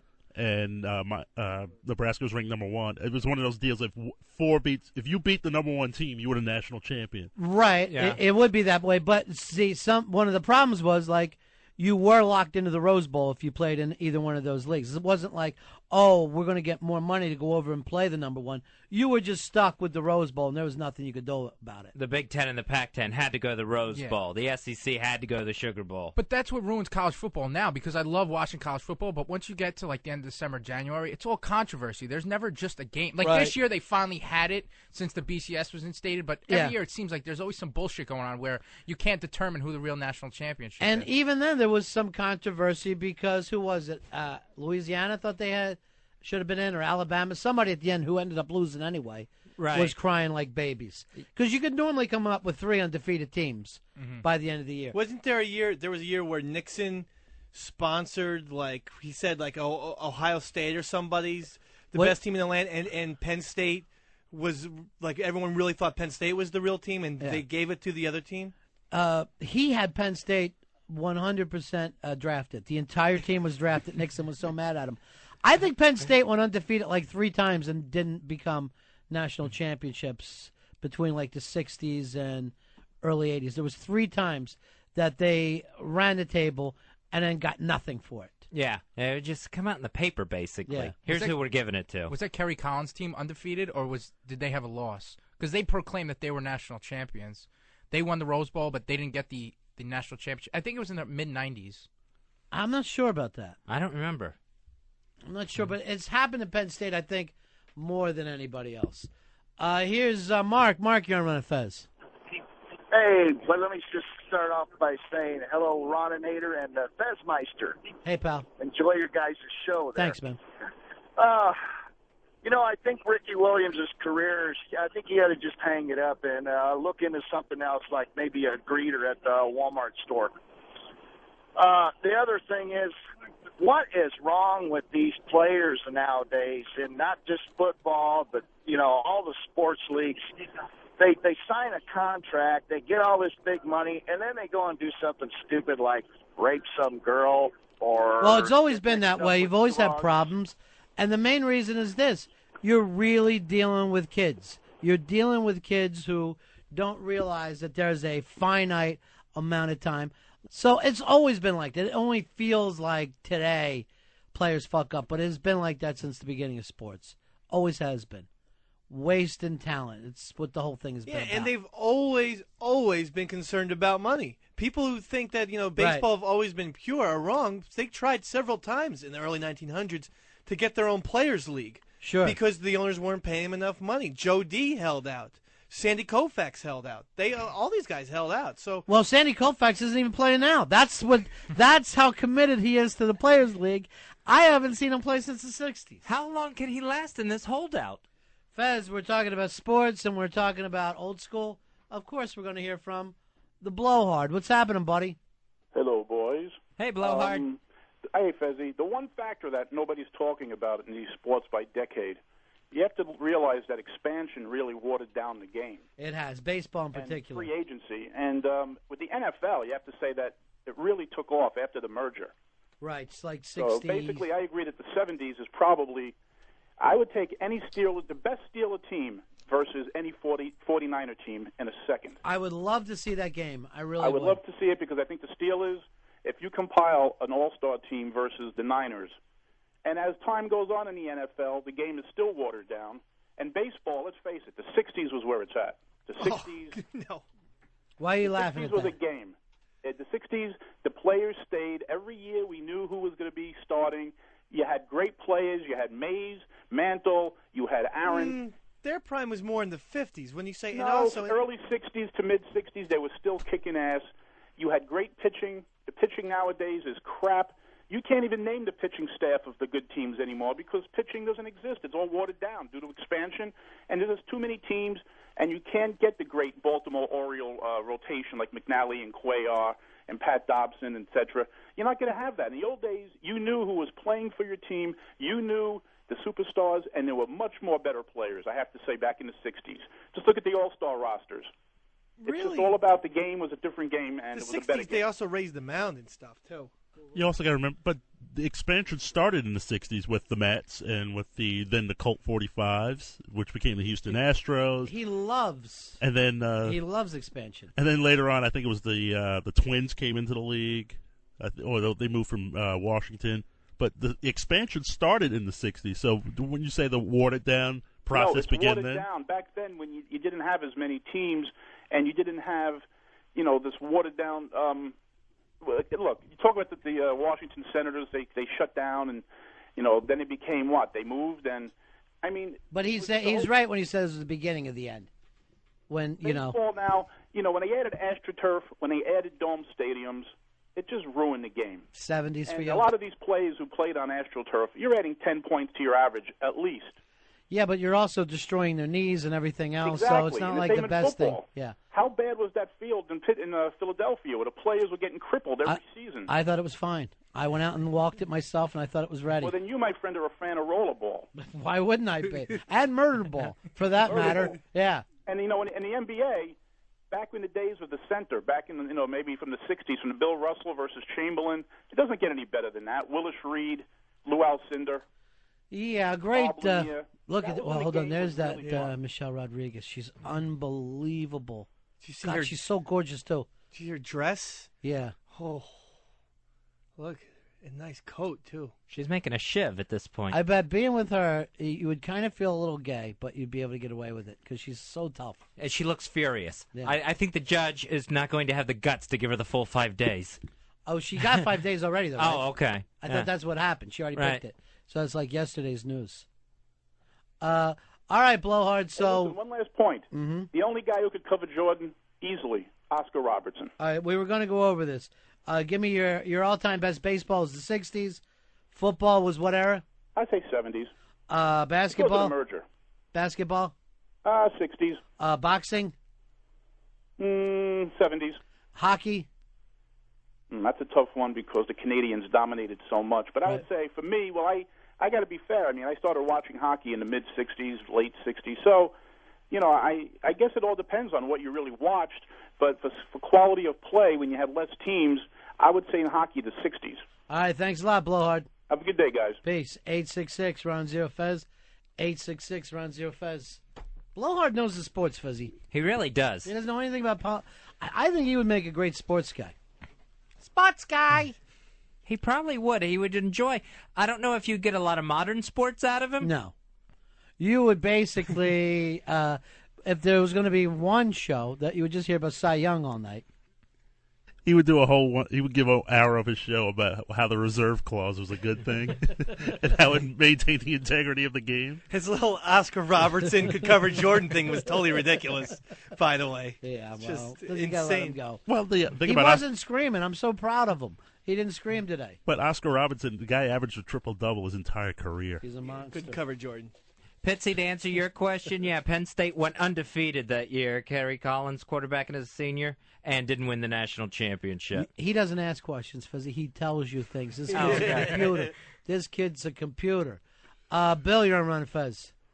Yeah, hey, first off, after hearing Blowhard, that's a bogus issue on the expansion because we weren't pulling from the Far East and South America and Yeah, but Europe from all those leagues, But- plus our population is way higher. But even beyond that, you got to remember that there's only so much that the people can follow, and when you start to get into multiple teams, people will stop paying attention to individuals and individual teams. I think that's the problem. You're not just focusing on so many players. Oh, I understand that. But my original reason I called was I'm a Notre Dame fan. And being a Notre Dame fan, I don't see how Fez could put Notre Dame up there with the great teams of the 80s. I mean, What about Notre Dame Miami, Notre- the biggest game of probably the 80s? You know what he's talking about? Those what, hideous man? Gary Faust years. Yeah. But that one year was a phenomenal one, Fez. Yeah, the end of the 80s when Lou Holtz finally got in there. When it was the Catholics against the convicts. The Ron and Fez Show. XM 202.